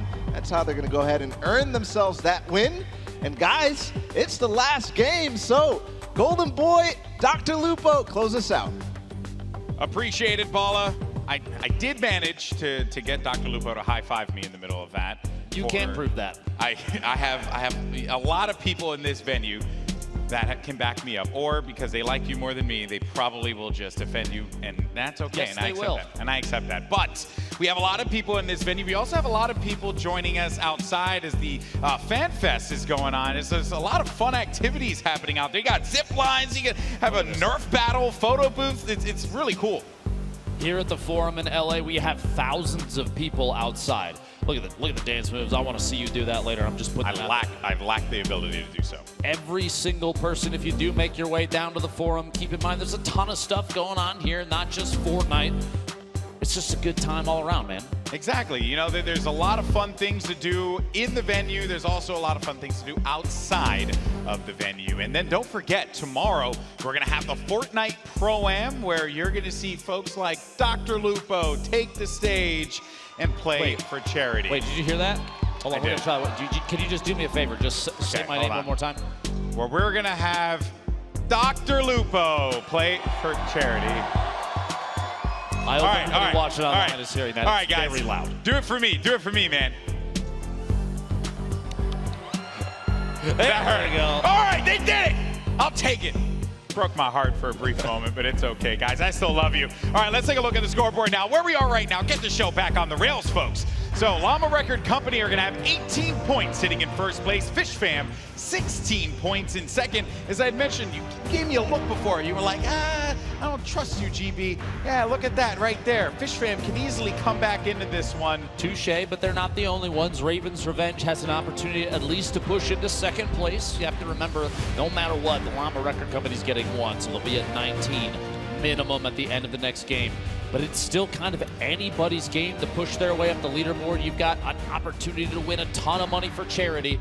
It's all going to a good cause. You can't really be mad about it, right? Yeah, you really can't. It's for charity. That's what it's all about, and that is what it's going to continue to be about, not only today for the Creative Showdown, but tomorrow for our Pro-Am. But the final game is ready to go, folks.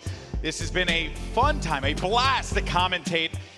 And here we go. Let's jump into this. Come on, Forum. Let's get hype. Let's get loud. It's time to jump in to our last game of the day here at the Summer Block Party. Who is going to come out on top? Who will walk away as your Fortnite Creative Showdown champions? Look at all 8 of the VIPs or celebrities out here playing for charity money, pushing their way up top, trying to climb. And I'd just like to point out, even just the look on his face, Chandler Riggs in the bottom left has the lead for just a second right now. Actually, both teams are climbing right now. Chandler Riggs and Xavier Woods, but just the look of determination. You love to see it. Yeah. It's the competitive nature of even celebrities that you think, it's video games, man. There's no way. Absolutely. They play all the time. You wouldn't believe it.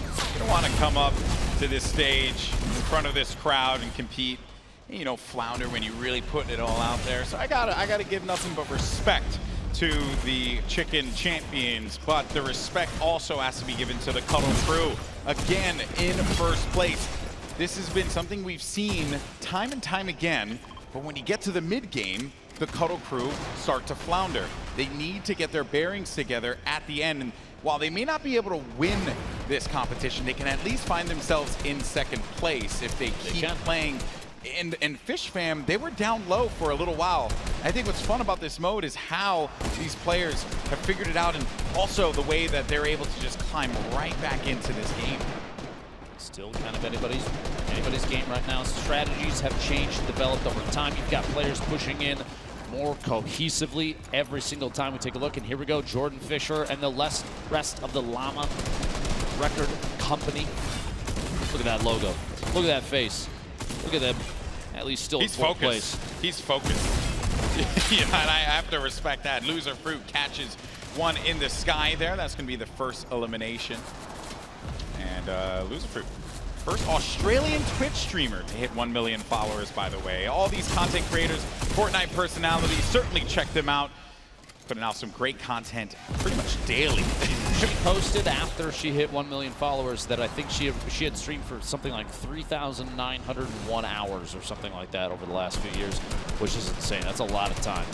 Indeed it is. A lot of time, but time well spent putting into crafting her abilities in Fortnite, and of course getting to the stage here, playing at the Creative Showdown.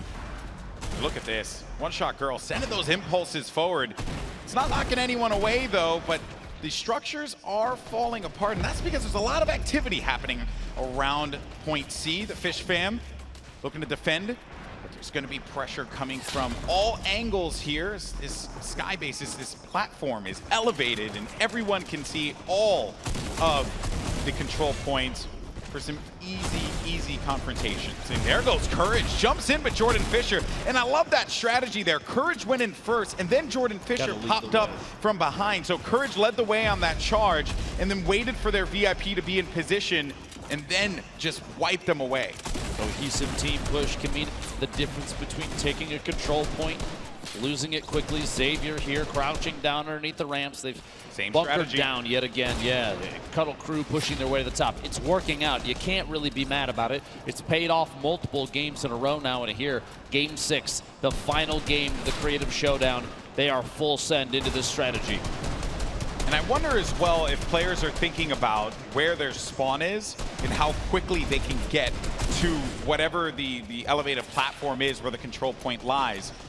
When you lose your team member, especially the VIP, they can fly right back into it. Positioning is going to be very important. I don't want to see players, though, really rely on just that, because then you're going to have instances where Cuddle crew, for example, are just going to sit in a pyramid, have Xavier Woods hang out, and go uncontested for a long time. You have to try and push and punish those players and not allow them to get any of those points when we get to this later end of the game. Last second there, looks like the Llama Record Company did take ownership of this control point, but Jordan Fisher got cut down in the middle of all that. So those three players, the rest of the team is going to have to wait for his return. Like you said, they're spawning close enough to the control point. They'll be able to get back in very quickly and pick up a bunch of points. But my worry in that instance, Lupo, is that because the point's not being captured, any other team can look at that and say, wait a minute, no one's there. So let me go and push into this, and then could potentially wipe out I believe that was the Llama Record Company, and then Jordan Fisher has no one to go to in that instance. So a lot of little bits and strategy that you have to maybe not play in 6 games to find out. Right, this game mode is deceptively deep in my opinion. if you're really putting the work in there, there's a lot of creative things you can do. And I did what you did last time, but you know, I stand by my statement. Creative moves in a creative game mode. 5 minutes have passed thus far. Quick note, Kayun and Aiden already have 25 eliminations. They are doing everything they can to establish a base for Xavier to just accrue any points that they can. And it looks like it's working out still. 564 and climbing. The first place team, the Cuddle Crew, just behind them in second. Chicken Champions and Chandler Riggs. The Fish Fan, Mackenzie Morgan third. And Jordan Fisher, Courage JD, Loser Fruit, and their golden ticket winner in fourth. Yeah, this is the spawn that will favor the Llama Record Company. This point is right behind them. Right, as you can see it, that's their spawn, point C. So they're able to push in, and Fish Fam should not set up shop there. It is not working out for them. Every time they push in, they end up losing it instantly. Jordan Fisher not going to be there as well. Actually, that's a correction on that one. I believe that will actually be point A. But even then, though, right, you just cannot, you cannot push in on a fort the way that we're seeing the Kodo Crew. Look at what they have over there. How is anyone supposed to challenge that? It's going to be a tough situation. They're going to make the best of it that they can. 1.5 minutes remaining until that D control point does open up. 12 points per second earned down there in the bottom middle.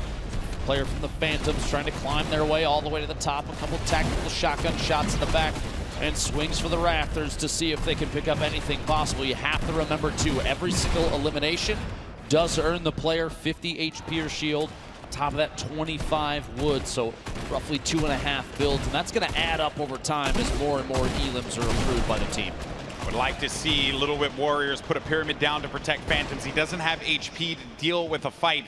Yeah, you can siphon, as you mentioned, Lupo, but with 34 HP or 35, however much he had there, that is one shot with your attack, one shot with your AR, and then it's curtains at that point in time. Chicken Champions, though, in first place, and they're going to have 730 points and counting. One Shot Girl and Nick 830 are doing a really good job of slaying around the objective, but Chandler Riggs goes down. It's going to be a full wipe up above. Sunshine Soldiers taking control at that point. Pokimane, Matty Sun, Lost Kings, and their golden ticket. Meanwhile, 20 seconds remaining, and the final capture point of the final game in this creative showdown is exposed. A 1v1 Lost Kings versus Chandler Riggs. Just barely makes it out for a second. We'll see here. He's trying to lunge his way away, and he actually might have made it. He did, and One Shot Girl protects him all the way up top. That control point is now exposed and a chance to take points, but here we go, Loser Fruit, Jordan Fisher on it already. And the Llama Record Company does a brilliant job of playing around this point. This is where they shine, Lupo. They were literally waiting for the final moments there as the clock ticked down to jump in and take that point. Jordan gets cut down on the outside. He'll have to make his way back, but it doesn't mean the control point is lost. Just a second here, a few points gonna go out, and it's actually the Funky Fighters for just a moment had ownership of it. They make their way up to 6th now. Loser Fruit, the Llama Record Company, moving into the middle, only 14 HP. Gonna be a tough situation there. Loser Fruit sitting on 17 eliminations. The Chicken Champions have maintained this position on top of this sky base. A few builds, though, are starting to go out, and that's only gonna work in the favor of the Chicken Champions. You have Nick 830 with 15 eliminations, One Shot Girl with 7, and their golden ticket winner will also have 7 eliminations there. So 17-7, Ham Bam doing a great job supporting his teammates. Chandler Riggs, he got a little shot calling there, as you see, but they're gonna hit 900 points in just a second. Just a moment, the Llama Record Company had ownership of that bottom middle control point uncontested. They made their way up to 4th, just ahead of the Lil Whip Warriors. Waiting it out here, 70 points remaining. This could be the end. 5 minutes and 36 seconds as the Chicken Champions are still not being challenged directly on the point. This control point is totally owned by the Chicken Champions. A number of surfaces protecting Chandler Riggs, full HP, full shield. Down to the last minute, and finally, Xavier Woods pushes up top and causes a ruckus. But it's Chandler Riggs, he's still in it. He's still in it, he's standing strong, and he wins out on the battle. 990, and he's continuing to gain. He's got to get to that wall, and that's gonna do it. The Chicken Champions are your winners of Game 6. And look how happy they are there. Gotta give them all the credit in the world. They played that one brilliantly. What a way to close it out. I mean, based on what Lazarbeam said, if this is toxicity and sweatiness from Nick 830, then I don't even know what I'm doing with my life. The man, he's a treasure. Yeah, no, Canada, you're a lucky one. Well done. Well done, well done. The final moments, Xavier Woods looked to end the run that the Chicken Champions were on. Kayun also tried, but failed ultimately. And then Chandler Riggs getting the final elimination on Kayun. And look at the awareness from him going to the wall and just using that brief moment to give them the victory.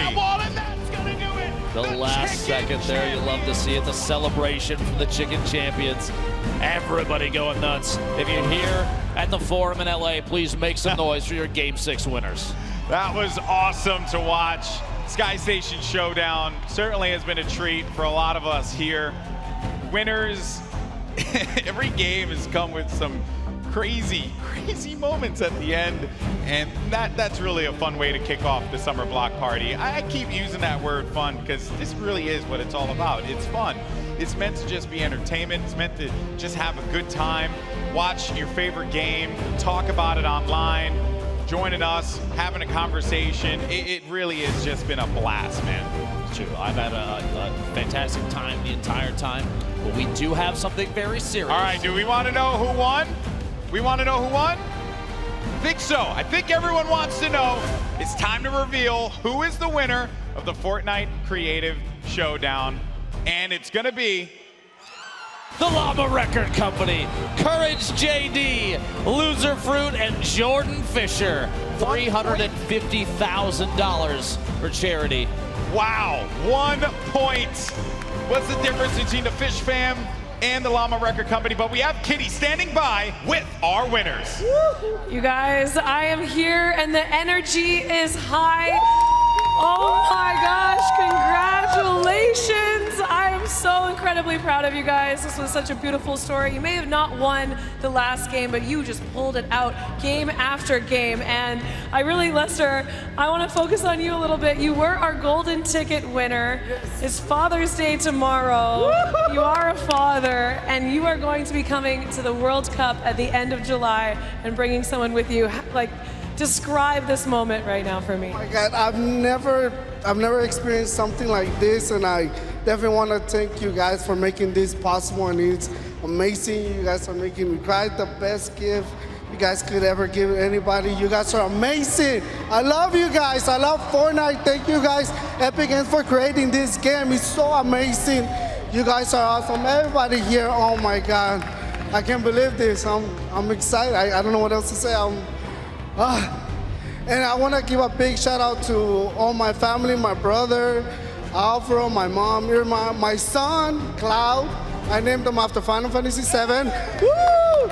So I'm amazing. Everybody here is so amazing. All the professional gamers here. Oh my God, you guys are amazing. Thank you guys. Thank you. I think everyone got a good picture of how you're feeling with that. Thank you so much. You guys, incredible job. Jordan, how does something like this compare to performing? Compared to what now? Performing.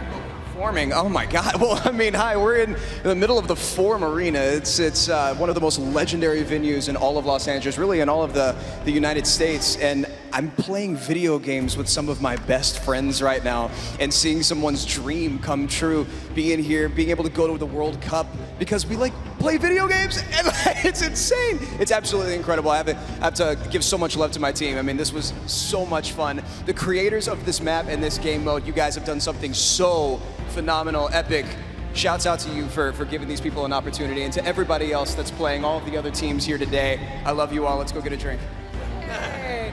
Oh, well, I know we're going to see the two of you guys tomorrow in the Pro-Am. Any words to the competitors for tomorrow? I mean, last year I got second to Ninja. This year I'm coming for first. I just want to give a shout out to the team though.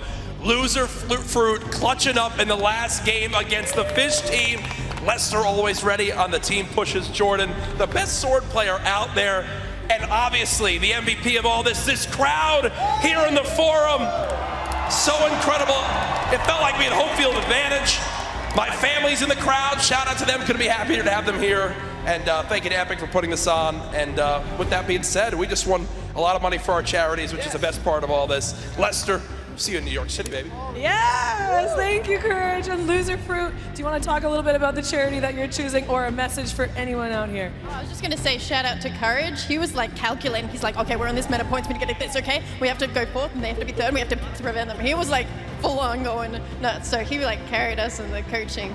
So yeah, it was carried in the coaching, but you carried in the clutches, Loser Fruit. I'm proud of you. I'm so proud of you. And tomorrow you're gonna win the whole thing. Okay, you heard it here first. Well, thank you guys so much for being here, for participating. You're all excellent competitors. Congratulations on winning. All for charity here today. Sending it back to the casters at the desk, Dr. Lupo and Golden Boy. Thank you once again, Kitty, and congratulations to your winners, the Llama Record Company. Lester, the ultimate Father's Day gift. He's gonna get a trip to New York City for the Fortnite World Cup Finals, and our 3 other competitors are gonna get $350,000 to give, split of course, to their respective charities. You couldn't have asked for a more feel-good ending there, Lupo. I promise you, we didn't plan this at all, surely, you know? That's actually true. There's your final scoreboard, 20 points right there at the top, the Llama Record Company. But please keep in mind that every single team just won a lot of money for their respective charities. Round of applause for every competitor here at the Fortnite Creative Showdown. This was so amazing. And what a run at the end there, man. Fish Fam came so close to winning this whole thing. A very interesting, kind of a crazy creative game mode developed by Team Evolve, putting on a show here. Something that I think I speak for everybody when I say no one anticipated a game mode like this being developed for Fortnite. It really changed what people expect from an entertaining event like this. Yeah, it's very true. It's very true. And while this is going to be the end here, Lupo, we're going to see you tomorrow at the Fortnite Pro-Am, right? I will make a quick note. Jordan, if you could please make sure you find the best spot to stand up there on the stage, because you and I are going to be doing it again tomorrow. Wow, he's calling it. He's calling it shot, ladies and gentlemen. That is going to do it for us here. It's been a blast, Lupo. As always, my man. Time to close it out and crown our champions. Take it away, Zeke. Let's hear it one more time for the Llama Record Company. They put it all together. They won charity money. They've got the materials to build their way over, so come on down, Llama Record Company. That was close. Hello. Here, okay, let's just line up like this. Jordan next to me. Loser Fruit, we get Courage there. And then you on the other side of Courage. And of course, we need DJ Yonder, the representative. Now, Jordan, you know, you've had an incredible few hours here at Fortnite. Anything that you want to say to the fans back home? Oh my God. My personal Fish Fam, guys, everybody watching the stream right now, I love you all. My mods for holding it down. My family's here, my beautiful fiance's here, my mom's here, some of my best friends are here. I literally just played Fortnite with some of my best friends in life right now. And we won the first ever creative showdown. I couldn't be more proud of Lester, Courage, JD, and Loser Fruit, and all of you guys for gassing us up. All of the energy today was absolutely incredible. I love you all so much. Thank you for this. All right, Llama Record Company, step up. Lift those trophies high. And Fortnite fam, give them another round of applause!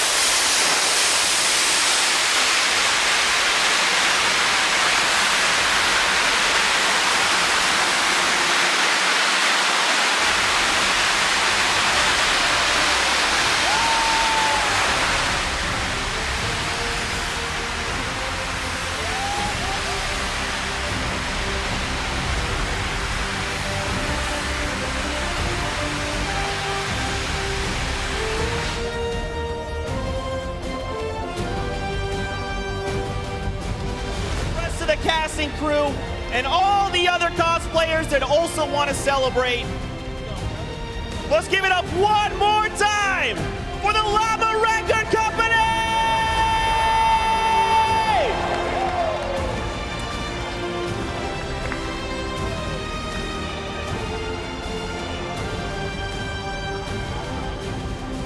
Now, Fortnite fam, don't think we're done.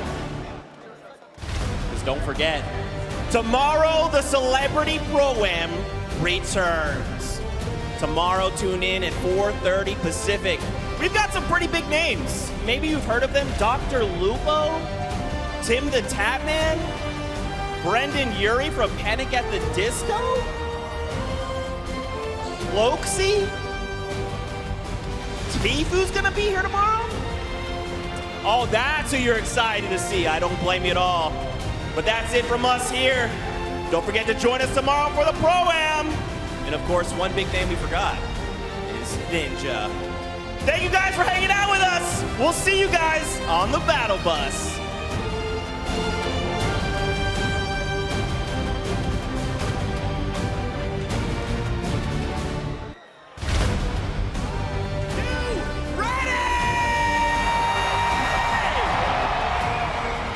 For the first match of the Summer Block Party. They're gonna win the game! This is it! Let's go! We have Raven's Revenge. They're gonna Ladies win. and gentlemen, make some noise. This could be the end of the match. Okay, 30, they played together.